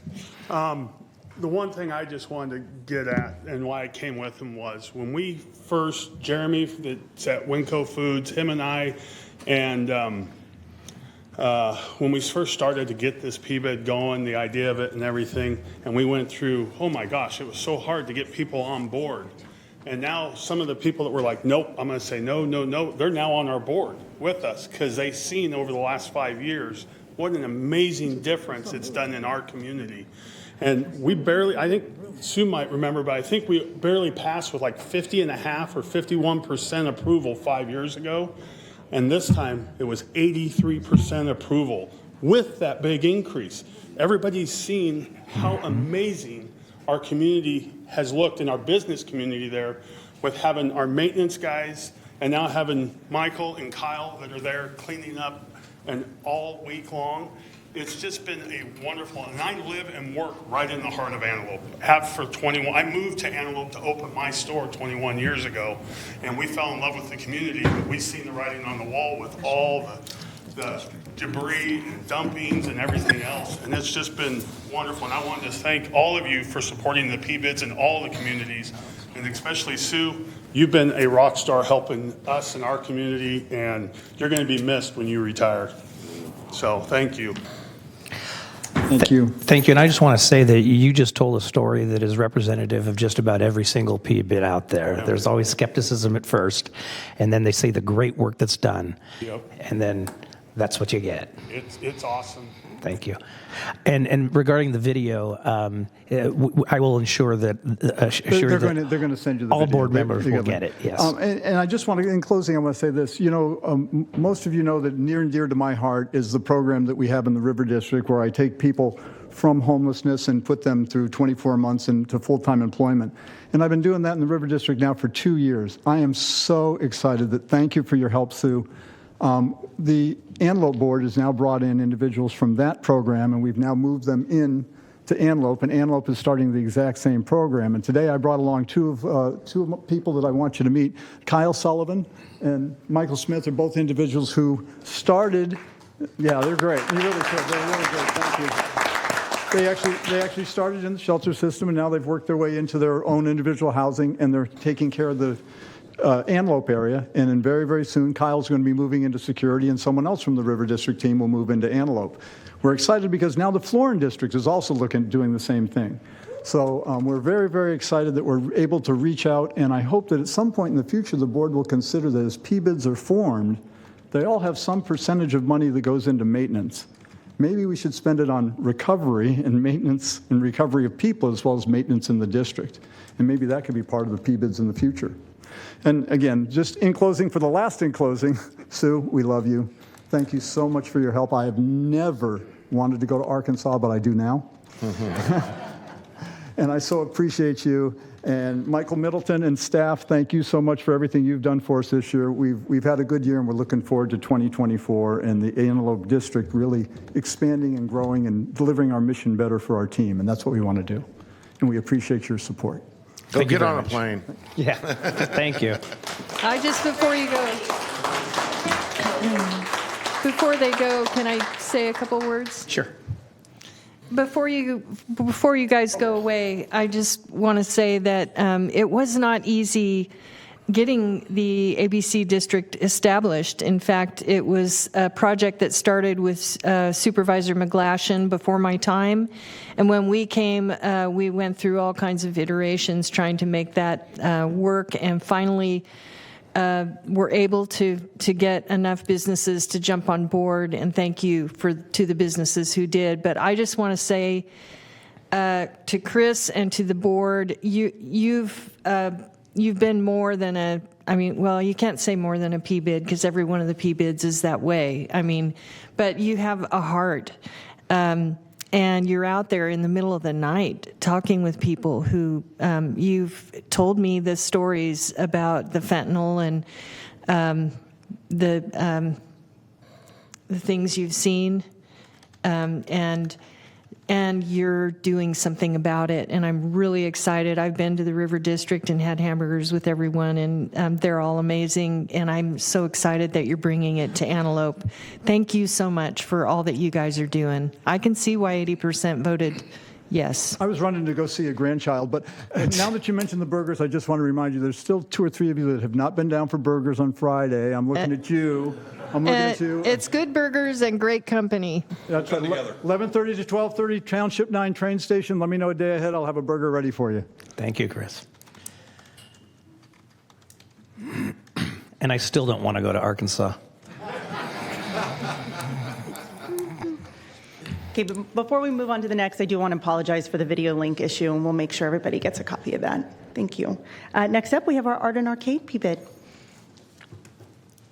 You got my video, right? Do have a presentation, though. Yes. So, good afternoon. Technically, it's still noon. No, morning. Sorry. You screwed me up. Anyways, my name's Dion Dwyer, and I'm with the Art and Howe Business Alliance. And I stood here a year ago just getting the Property Business Improvement District up off its feet. And so in the last 6 months of 2023, we were very active, and I just want to walk you through a few quick slides about what we did last year. So quick overview of the, how did I move this slide? There we are. Quick overview of the area. Since this is new PBID, I want to throw the map up for you. How Arden House starts at the county line, runs down Arden Way to Watt. We also cover an area south down Ethan and Howe to Strong Ranch Slough. And the district is comprised of 410 businesses and 163 property owners. And in 2023, Chris Bronchini served as our board of directors chair. We utilize 2 contractors for daily services within the district. We have services 7 days a week. Sacramento Protective Services for security and Accurate Cleaning for maintenance. A few of the highlights of the cleaning team in 2023. We picked up almost 25,000 pounds, and that's just in 6 months. I love my little figures, but just imagine that 8 fully loaded semi-trucks of litter and debris that we picked up off Arden Way, Ethan, and Howe. When you look at the safety side, In the 6 months, we effectively answered close to 6,000 calls in the last 6 months of 2023. And like the board chair that was here prior, as we have conversations and we go around our community, we really have seen a difference and the impact that the Property-Based Improvement District has had, especially with the safety team. During December, the holiday months from Thanksgiving until New Year's Day, we were actually able to put 2 security officers on patrol, and we were covering the district from 7 a.m. until 3 a.m., really focusing in the shopping lots and the retail centers to make sure we had a safe environment for the shoppers.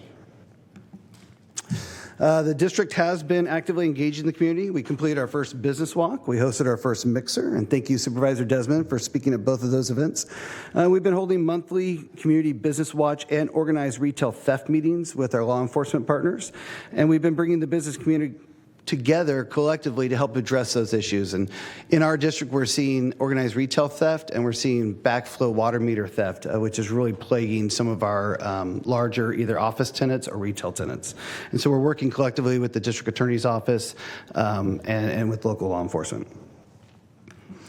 For 2024, with the help of the ARPA grant, we're working on adding banners to the district, increasing our business outreach, conducting another business walk, of which I hope you will attend, Mr. Desmond, Supervisor Desmond, and focusing on enhanced marketing for our retailers. And in 2024, we're led again by our board chair, Chris Bronchini, who agreed to serve a final term.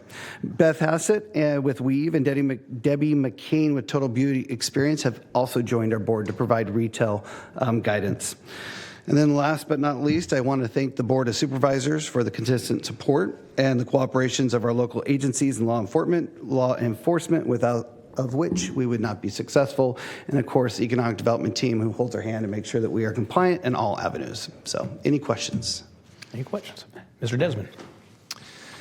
Thank you, Dion. And let me just first say that, I was a little leery of you coming in because of your downtown Sacramento focus. And I was worried about how that was going to translate into these large unincorporated suburban communities. This has been a long time coming, this Arden P-bid. And I'm so glad we're able to get this up and running, and so glad so appreciative of the leadership that you have shown and the commitment to this P-bid. Arden Arcade is over 100,000 people. Mm-hmm. Like so many of these unincorporated communities, they just kind of lack a lot of formal structures to help get things done. And that's why this P-bid, along with the Fulton Avenue Association, are so crucial in Arden Arcade. And the county is making a lot of investments, as you know, with the Arden Way Complete Streets projects. I think that's going to be really complementary to the work that you're trying to do with the P-bid and get the business owners, property owners together to do more, keep the area clean and safe, and promote that area. And I'm 100% committed to continuing to support you, and just want to thank you and your board members for all the work you're doing there, because it's really, really needed. Thank you. Thank you. Any others? Thank you, Mr. Dwyer. Give me twice. Yeah. Mm-hmm. And I'll introduce him. Next up is Carmichael P-bid. All right. Congratulations, second round. So I stood here a year ago and I talked about Arden Arcade. Well, we did the same thing in Carmichael. I'm the administrator for the Carmichael Improvement District. We just signed a contract with the board of directors over there for a 6-month term. We signed it on the 1st of July. And so I'll be shepherding you through the Carmichael annual report and then answer any questions at the end. It's going to follow the same format. A little bit about the district. On the north, we start at Manzanita and Veracruz. We run a mile west on Fair Oaks, and then moving south, the district runs to Fair Oaks and Oak Avenue. The district is comprised of 996 businesses and 291 property owners. In 2023, it ran under the leadership of Board Chair Nick Blois. A few of the highlights, the 2023 team effort was nearly 1,700 calls for service to the security team and 33 high-level incidents resolved within the area. On the maintenance side, we had almost 1,000 shopping carts returned while managing illegal dumping, litter, and drug paraphernalia. And thank you for the shopping cart ordinance. I hope that's to make a difference in the future. On the economic development side of the house, the district completed 2 business walks, hosted the State of the P-bid dinner, received over $20,000 in grants, and the 2023 Bright Star was awarded to the School of Rock. For 2024, we plan on working on SMUD box wraps, SEPTED grants, improving the district lighting, and we will conduct 2 business walks and install enhanced wayfinding signage. In 2024, we're led by a new board chair, James Ewan, and our district will start to search for a new executive director, as I mentioned at the start of my talk. We hope to have that person in place by the end of the year. Again, we want to thank the Board of Supervisors for their consistent support and working with our teams. Supervisor Desmond. Well, I have the obligation to speak on this one as well. I wasn't sure. You won't see me 3 times. I knew that they were exploring this. I wasn't sure that this interim contract had been inked. So thank you for taking this on.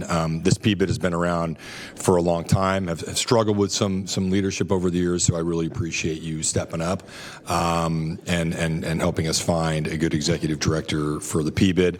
And I would just say, Carmichael, again, another large unincorporated community, about 80,000 people. And this PBID is crucial, I think, to the success, certainly to the success of the small businesses in that community. And I think you're doing great things, but it's really a matter of having that level of engagement, not only with the business owners, but with law enforcement partners and with the county, because like Arden Way, Carmichael, there's a ton of potential, I think, there in terms of development opportunities for housing and for small businesses. And I think by the PBID partnering and being more engaged with the county, we can really see some really great things happen along that Fair Oaks Boulevard corridor. So thank you, Dion. I agree. Thank you, Supervisor. Thank you, Supervisor. Next up is Dion Dwyer.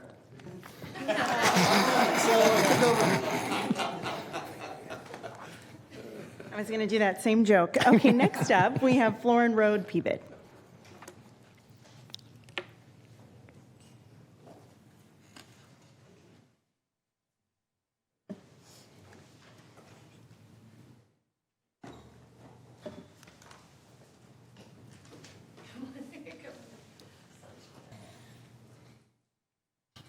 Do you want me to carry one down?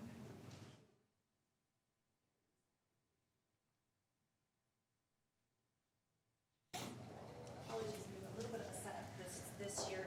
I don't normally do this, but it's a $1.2 million year, so it's kind of a big deal.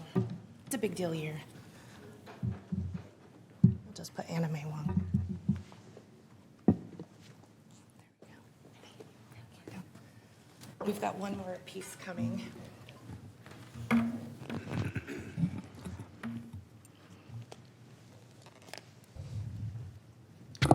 Dion, next year, would you bring some nice artwork and pretty up the podium for us? Thank you.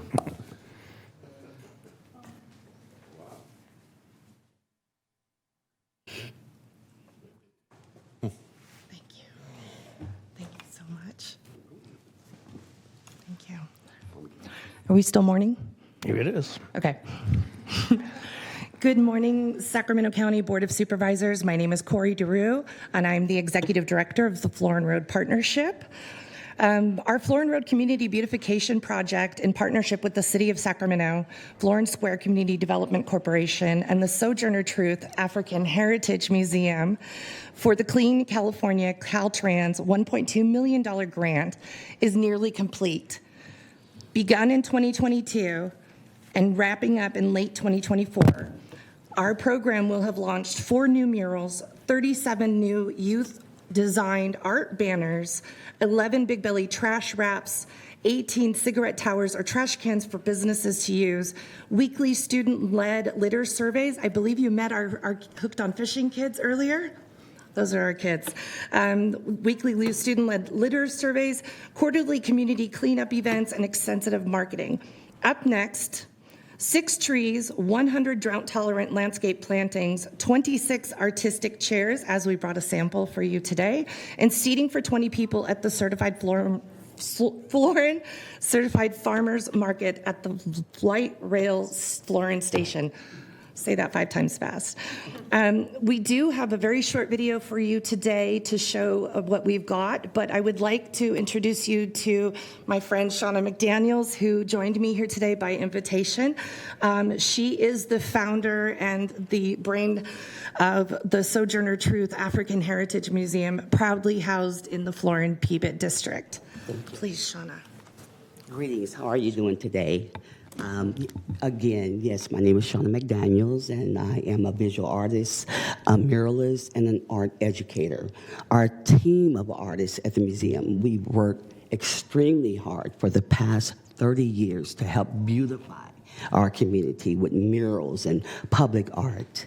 And the people chairs, as we refer to them, here's a sample here today, is one of the public art pieces that we designed to beautify Florin Road.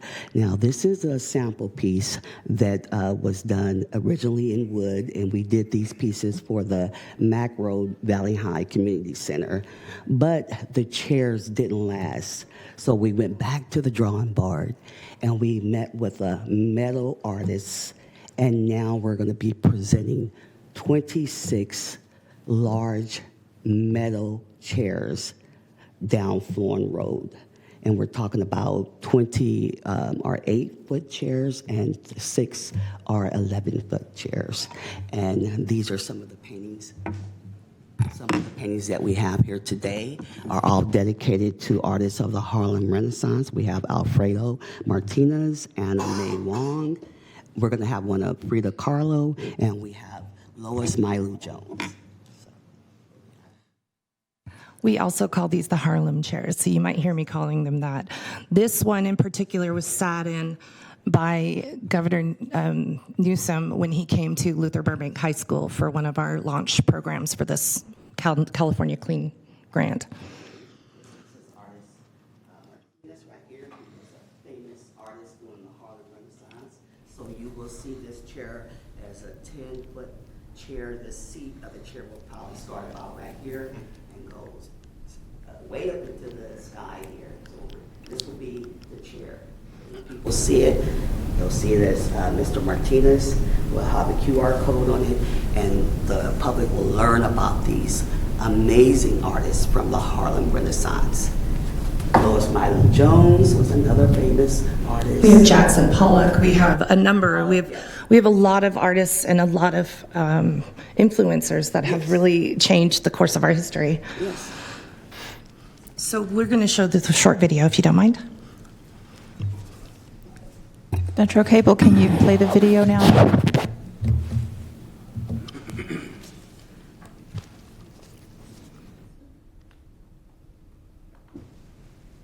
Sound?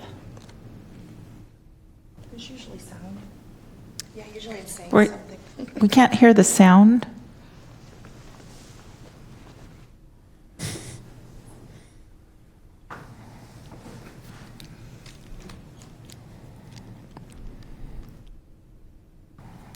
Let me give them a second. Just email all the videos this year.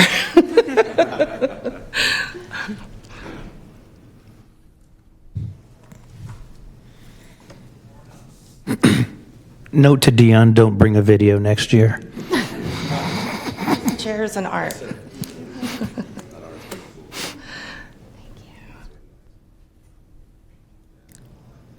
Okay, well, soundless.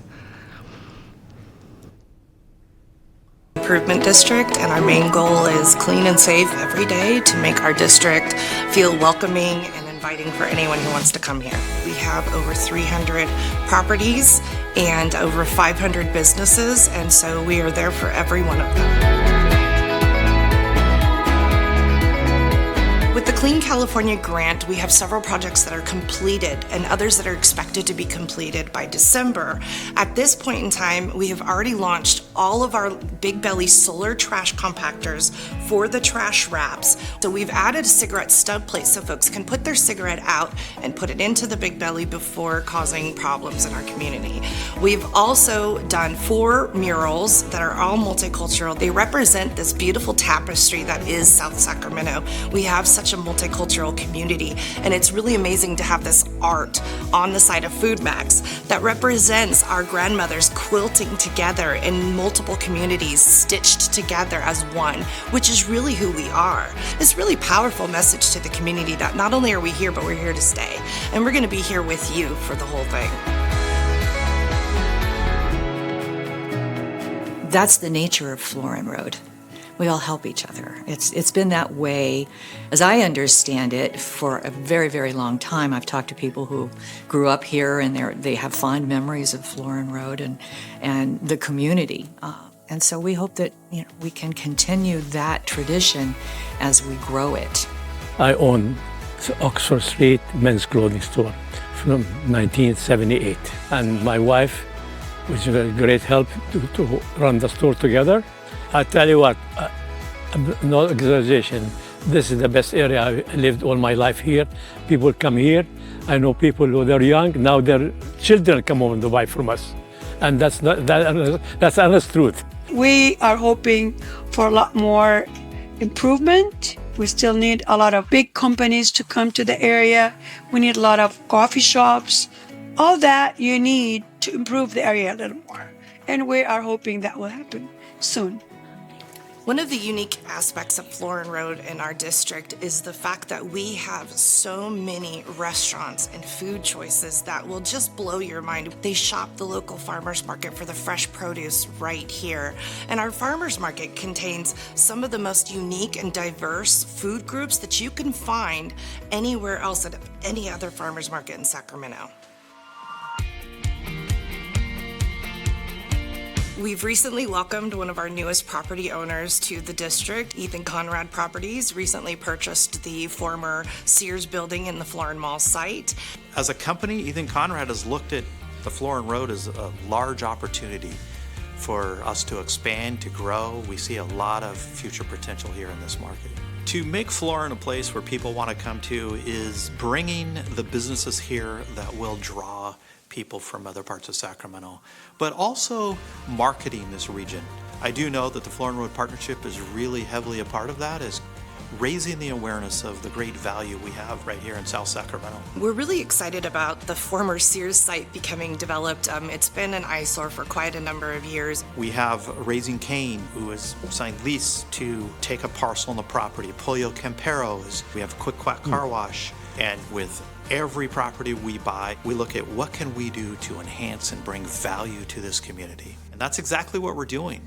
Two housing developments that are coming into our area that we're excited about is the Kind projects, which will be at Woodbine and Florin Road. It's been an empty lot as long as I've been here, which is 9 years. So I would love to see this infill development, have it become housing, which is what we need so desperately anyway. And the other one that we're looking forward to is the senior housing hosted by Christian Housing Authority. They'll be bringing the housing in for senior citizens. It's going to be a 6-story multi-block complex with some townhouses and a lot of amenities and parking spaces available for the folks that are going to live there. It's amazing when you drive down Florin Road, you see a lot of empty spaces, storefronts, buildings that look abandoned, lots that are just fields. It looks a little overrun, and I can imagine how folks must think, this is Florin Road. But guess what? Almost every one of those lots is already spoken for and has some sort of project in development. So within 5 years, you're going to drive down Florin Road, it'll look completely different.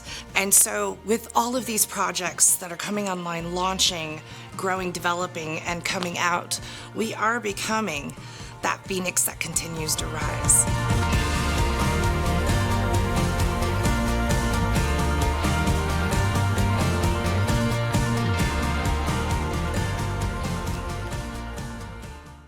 Thank you very much. Thank you. Thank you.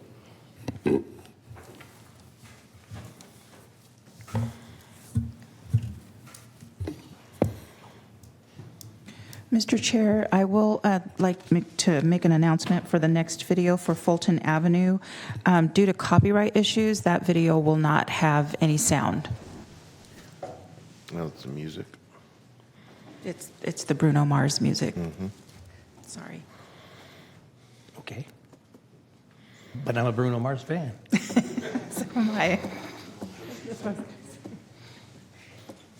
So she's already mentioned what I was going to mention, that the next video does not have sound intentionally, but Dion has offered to hum some music for this.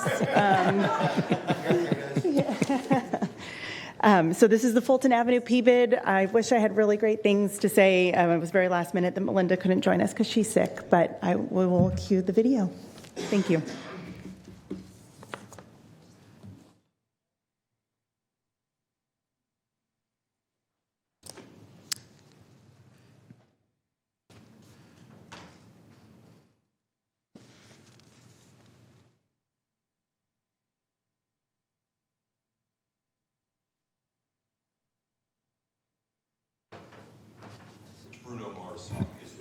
I'm more worried. I mean, if you have motion sickness, don't. Yeah, I was thinking that.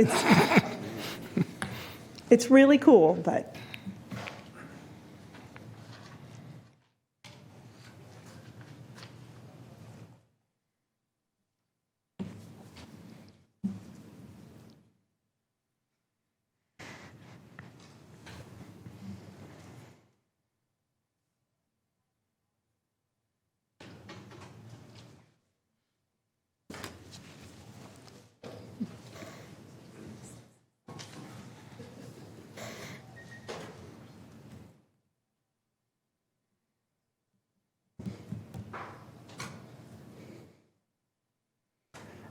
I don't do well with silence, so I will mention. I know that's shocking, but one of their upcoming improvements, Fulton Avenue and Capital City Freeway overpass improvements, they're planning on funding a variety of aesthetic improvements to the overpass, including landscaping, monument signage, painting, lighting, and other treatments. They will partner with Caltrans to incorporate these improvements when they move forward with their plans. The estimated cost of this project is $250,000 with an anticipated completion date of December 2026.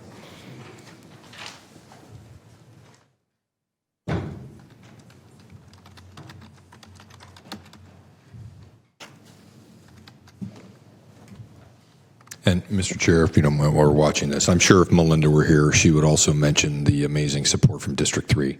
Oh, absolutely. For this PBID. So I just want to put that in, yes. Make sure it wasn't lost. All right. Not to mention its humility. I did hear you had hamburgers with them, so.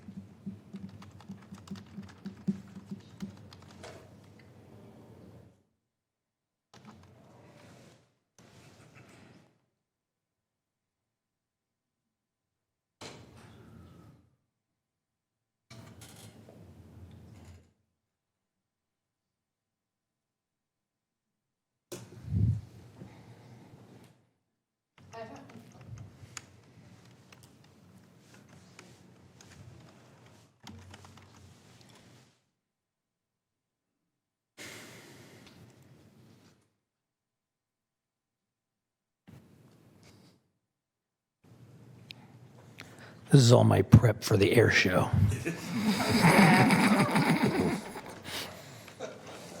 It's going to be a great show this year. Yeah, whoever this drone pilot is, yes. Yeah.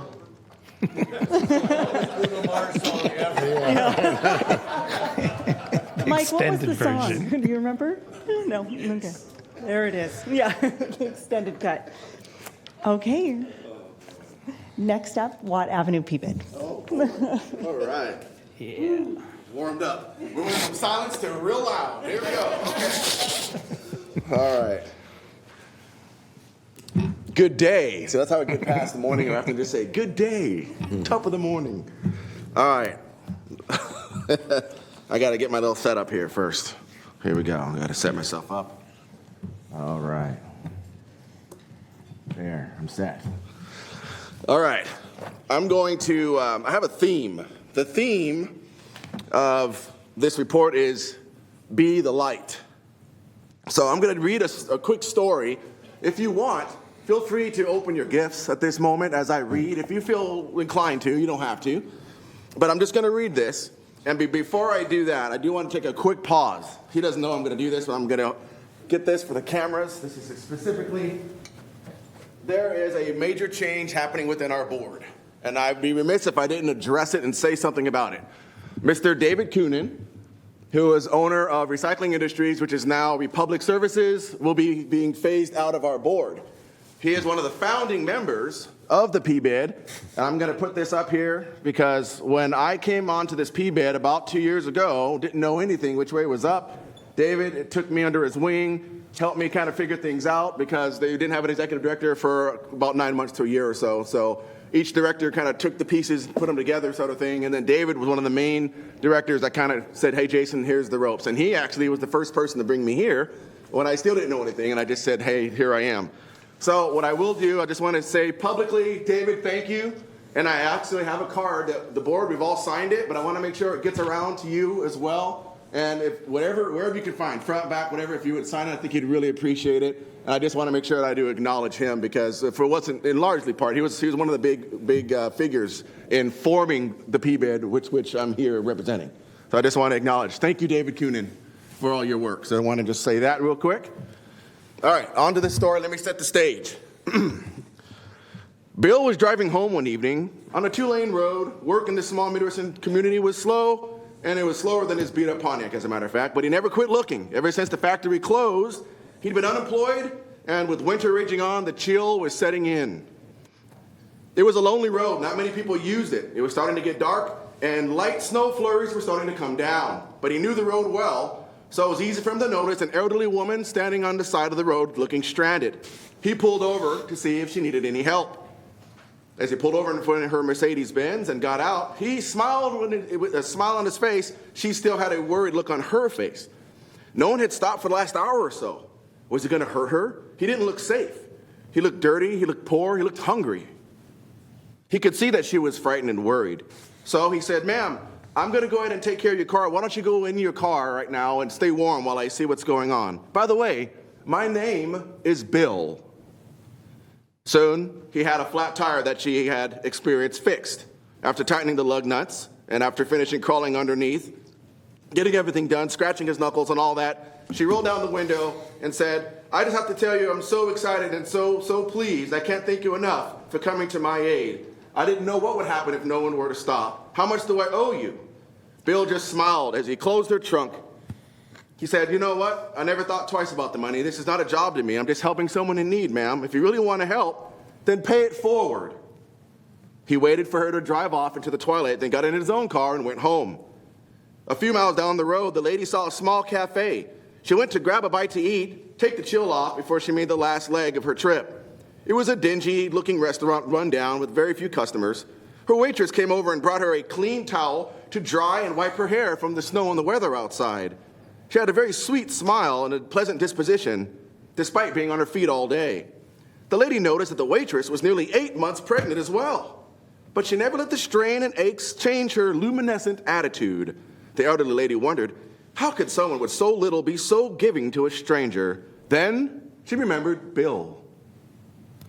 After the lady finished her meal, the waitress went to go get change from the $100 bill she gave her for her food.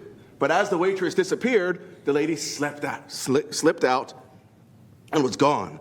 By the time the waitress came back, all that was there was just a note and the $100 still in her hand. On the note it said, you don't owe me a thing.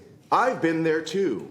Someone once helped me find my way through. If you really want to pay me back, here's what you do. Don't let the chain of love end with you.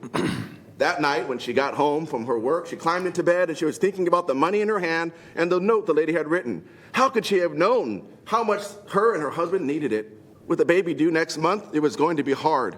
She knew how worried her husband had been, and as he lay sleeping next to her, she gave him a soft kiss and whispered in his ear as he slept, everything's going to be all right. I love you, Bill. We never know the effect and the impact we're going to have. Even those that we may not know are watching us are, in fact, watching.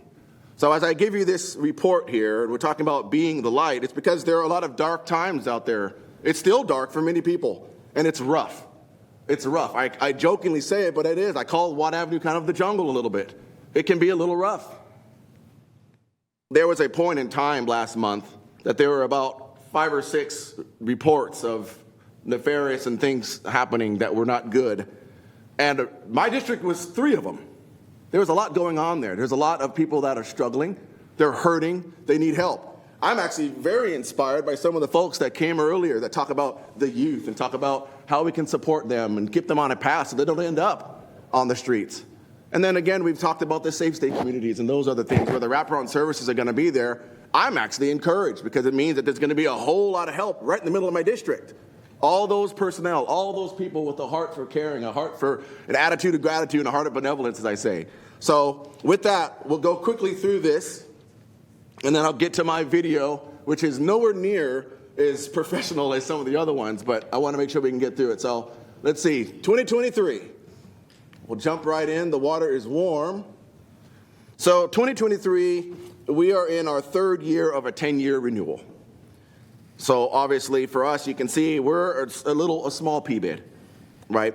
191 properties, property owners of 129, business locations, 287 of them. One of the things that we appreciated seeing in 2023 was the ease of the burden that was created by lack of law enforcement personnel. For a while, we had no HOT team members, the homeless outreach team, and then there was 1, 2, and 3, and it started to bolster, which was incredible and amazing. And by the way, shout out when it comes to the Sacramento Sheriff's Department for all the hard work that they do and all the first responders. And I'm going to use her name specifically. At the time, Deputy Melissa Props, who is now Detective Melissa Props, she was absolutely out there getting things done, and she was definitely a bulldozer making things happen and removing obstacles so we can keep the streets clean. One of the things that I wanted to do is change the paradigm. As I've said this the last couple times I've been here, it's important to get the buy-in. I really, really appreciate what I just saw with that artwork and everything. That was incredible. I'm very inspired by that, and having that buy-in is super important. One of those things is having these mixers and doing something to tell the community, hey, you're not alone, we care. So I created what I called Watttoberfest. It sounds kind of like it sounds, October and Watt Avenue. It's in October, and it's kind of a Halloween situation. What was very encouraging were the number of businesses and community members that donated either time, food, venue, prizes, well, you name it, upwards of $3,500 worth of in-kind, whether it's venue and all that, were donated for that event. And I thought that's a very amazing thing. Obviously, it was a Halloween event, so I had to do my whole Peaky Blinders situation. But you'll see on the top left there, there's all these different folks that were involved that donated food and made this thing possible. And it was amazing to actually have folks that were businesses that were running in our district to be able to show up and let their hair down and get to know each other. Instead of just driving down Watt, just driving by, now they can actually put a face to a name to that place that they're driving by because they're getting to know each other. And I want to do more of that, because that's going to be very important, especially as we work through Complete Streets, especially, and even more importantly, as we get through this safe state community that's going to be coming up next. We really got to have everybody pull together, and not this I and me, but us and we, as I like to say. So as far as security statistics, as I take my thumbs up with Officer Calloway over there, fellow bike rider, officer-initiated calls. You can see the stats there. I'm not going to go through every single one of them, but they're in green. Green is good, red is bad.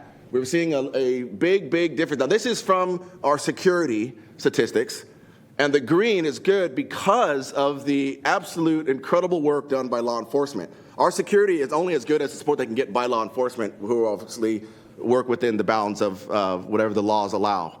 So where the numbers are headed in the right direction, everything in parentheses was last year, and then everything in bold is this year. So that's what you're going to see there. And I kind of do that because I'm a visual guy. I like to see it right in my face. Maintenance and beautification. At the very bottom, you'll see lights, and you'll see me with the hard hat on. One of the things that I've always been preaching about, and I love that the fact that we're doing a Complete Streets, because I feel like we're working hand in hand doing the same thing, is let's light things up. Let's make things feel clean and feel good. After they're done making new roads and new sidewalks and doing all this, let's actually light it up and make it look nice. Let's make it sparkle, and people will actually get into a situation where they start caring because, wow, this does look good. Look at my new sidewalk in front of my building. Look at how my new, the going down Watt Avenue and going to work or leaving. It feels good. I want to take care of that. So I'm working very closely with SMUD. Thank you for SMUD. They've been a very, very powerful partner in helping to subsidize the cost of adding new LED lighting and things like that. So I've used some of the connections I've had in previous capacities to help make the dollar stretch, as it were. Maintenance statistics. Again, red is not necessarily as good. We have seen some things go up, some things go down. Bags of trash, we've seen them go down. One thing with the shopping carts, which someone mentioned that ordinance, we definitely hope that the ordinance keeps going. I don't know what happened, But yeah, we've had a lot of shopping carts, 132% increase in shopping carts. We went from 248 to 575 in 2023. I can't explain why, but that's what had happened.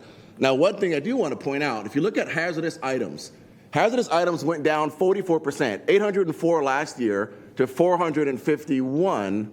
And I attribute that, again, to law enforcement being very assertive and doing all the things they need to do to help remove those encampments that sometimes happen in these pockets. And if you relieve that, and you don't have as many encampments, then there's not as many needles and other things on the ground. Now, I will have a caveat to that, because as I was kind of rehearsing this a little bit the other night, I thought to myself, well, but also fentanyl doesn't require a needle either. So there's still that issue. We still have to consider, okay, I don't know what the statistics are, the data is in the sheriff's database, but I know this is showing hazardous items are down, but they also have a whole different database. So with the fentanyl being a problem as well, something to look into, hopefully, I'd like to think that that's still a major problem, but I know that it really is. I met a mother just a couple weeks ago whose children passed from that. So that we still have a ways to go. The wraparound services, again, I'm looking to lean on them to help us with people that need help in that area. So speaking of Safe Stay, again, we talked about collaboration.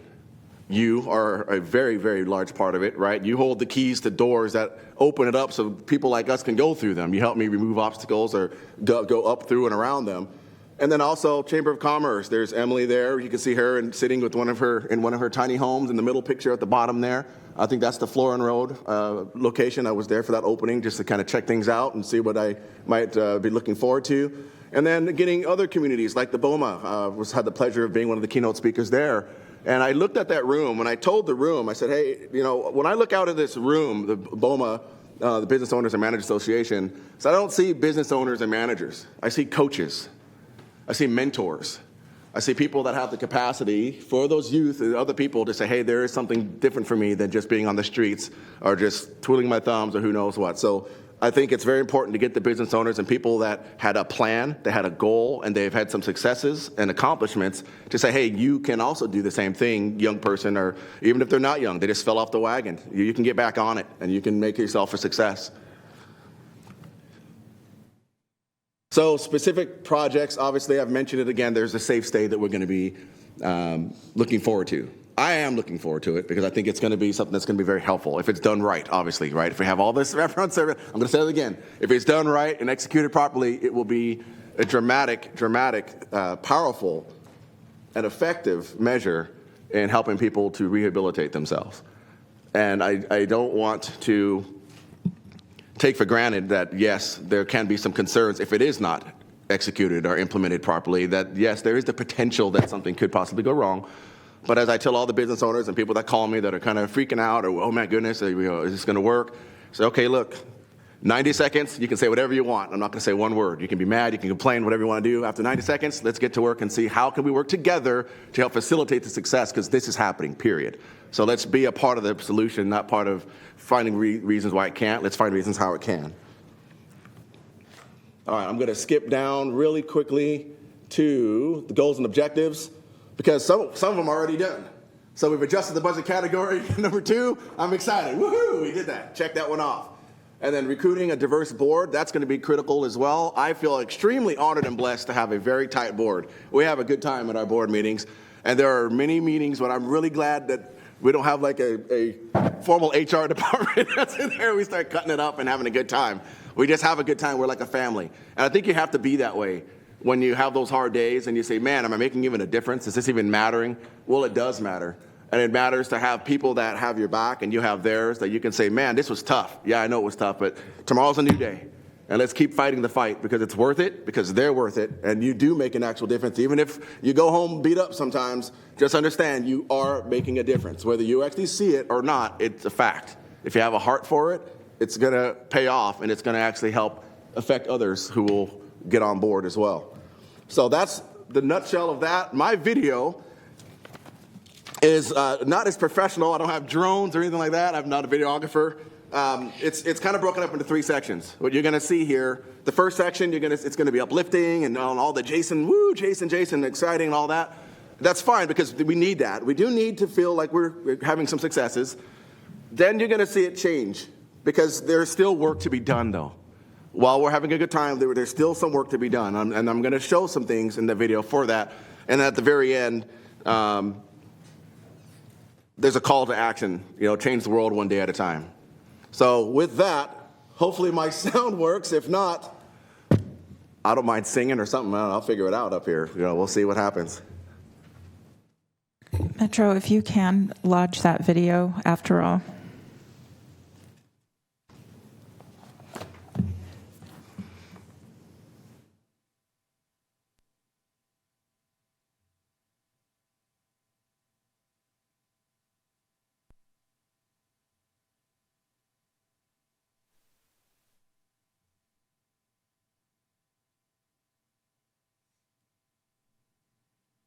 Oh, I get no sound either, huh?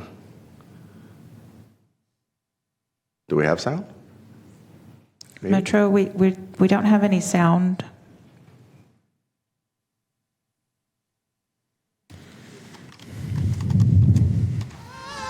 Yeah.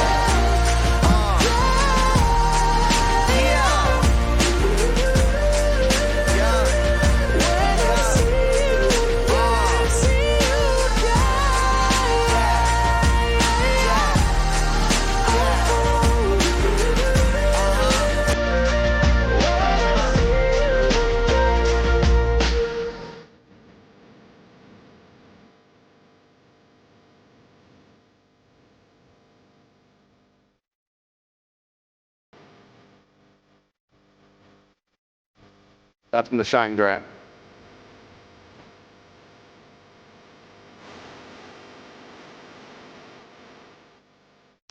This is a thank you to all of you.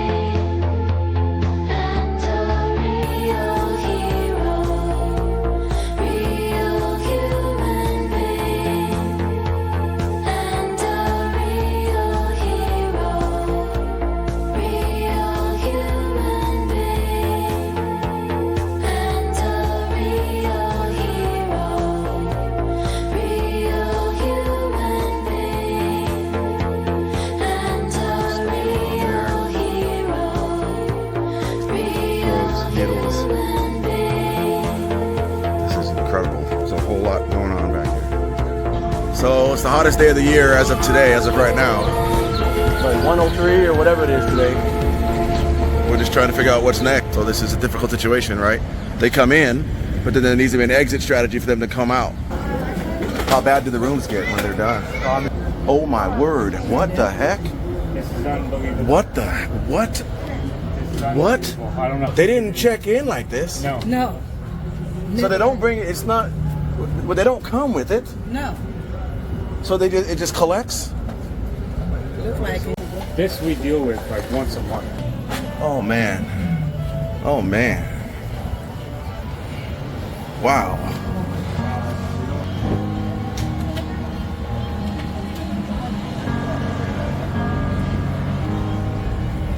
This is a problem.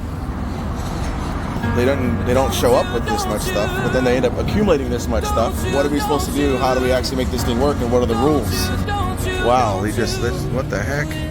This is, it must be a full moon tonight because. Let's change the world. Let's change the world. Let's change the world. Let's change the world. Let's change the world. Let's change the world. Let's change the world. Thank you. Thank you. For something that wasn't supposed to be professional, that was done pretty professionally.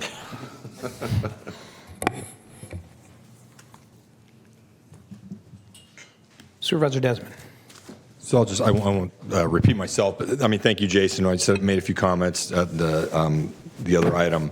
Thank you for the work you're doing. And one thing I want to just give a shout out to Community Strong Strategies. We have Tracy, Richard, and Carly here.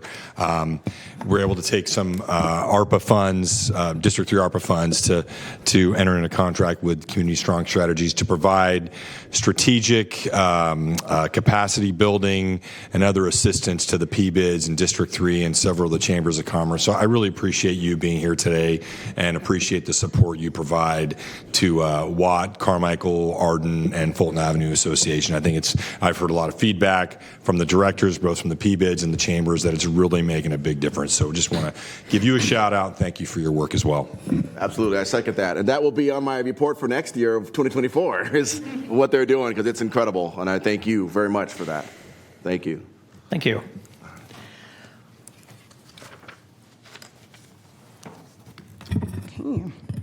I just want to say thank you to the executive directors of the PBIDs for all of their work, not only on the presentations today, but the annual reports. And a special thank you to Mr. Mike Middleton for all of his work. He does all of the coordination, staff time, administration for these districts. And so we really appreciate you, Mike.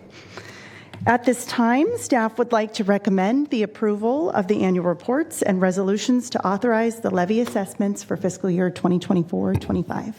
Thank you. Thank you. Do we have any public comment? We do not have any public comments. Okay, move staff recommendation. And Mr. Chair, I'll need to take individual votes for those items. Okay. Yeah.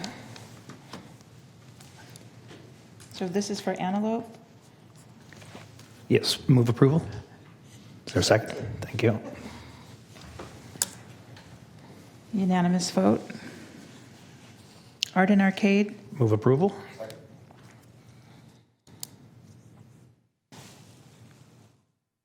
Sorry, if you can vote. Thank you. Unanimous vote. And then for Carmichael. Move approval. Unanimous vote. Florin Road. Move approval.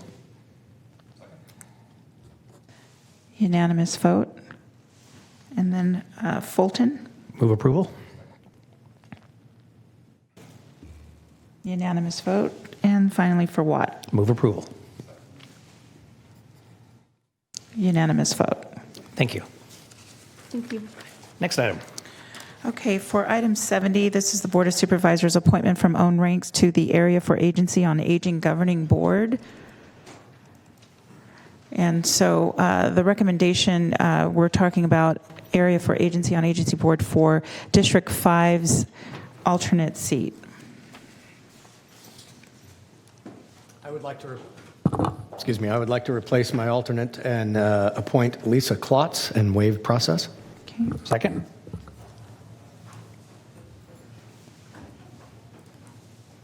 Unanimous vote. Thank you. And then now to item 71 for your appointments.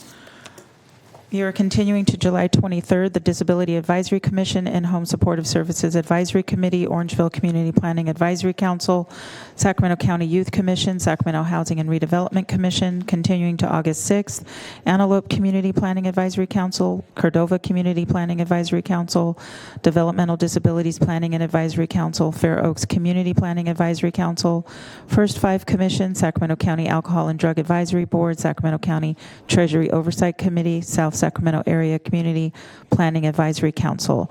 And continuing to August 20th, the Assessment Appeals Board, Cemetery Advisory Commission, and the Local Child Care Planning and Development Council. For your first item today, we have the Arden Arcade Community Planning Advisory Council. Please continue to August 6th. Thank you. Fair Oaks Cemetery District. Please continue to July 23rd. Sacramento County Behavioral Health Youth Advisory Board. Please continue to July 23rd. Sacramento County Commission on the Status of Women and Girls. Please continue to August 6th. Sacramento County Employees Retirement System Board of Retirement. Please continue to July 23rd. Thank you. Sacramento Environmental Commission. Reappoint Richard Hunn and Mark White and waive the process. Unanimous vote. And for Vineyard Area Community Planning Advisory Council, Mr. Hume. Please continue to August 6th. Okay, and that concludes your nominations. And we're on to county executive comments. Please tell me no video. We have video, just no sound. We're gonna sing Bruno Mars songs to you.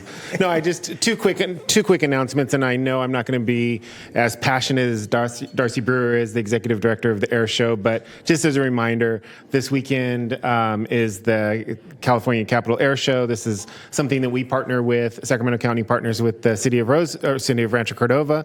Have a great lineup with the U.S. Air Force Thunderbirds and the Italian jet team Faris Calori. I think that's how you say it. And that'll conclude on both nights with fireworks and pyrotechnics and a 500 drone show. In addition to Darcy running this and putting on such a fantastic show, they also use the money collected from the event to sponsor scholarships for educating youth and programs throughout the year in the aviation industry. Tickets are available only online at capitalairshow.com. And I just wanted to send a special thank you to not only Darcy and all her passion and excitement, which I've never seen anybody so excited about aviation, and it's just infectious what she brings. But also Stephen Clark and Glenn Rickleton from the Sacramento County Department of Airports. They're both board members and contribute to this also. In addition to the Capitol Air Show starting being this weekend, we also have what happens every year is the California State Fair. It starts July 12th to July 28th. And I just bring this up. We've worked with Tom Martinez to share. We'll be sharing QR codes with all of staff to provide them with discounted tickets, or available to buy discounted tickets. So we'll be sending that out before the 12th and get that information out. So those who want to attend this weekend, I understand there's supposed to be a cooling trend of only 95-ish. But fortunately, with both events, there's evening times which you can do things. And so hopefully you'll beat the heat there. But thank you very much. I will be at the Air Show. Hopefully we'll see you there too. Thank you. Thank you. Supervisor Desmond.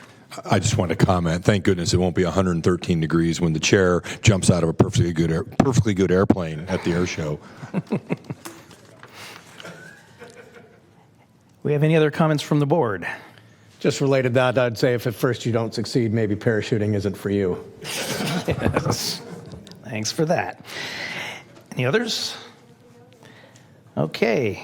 Everything else is receive and file, which we do have some important items in there I want to point out. So please take a look at your receive and file. And with that, we will adjourn to closed session. You doing a tandem jump? Recording stopped.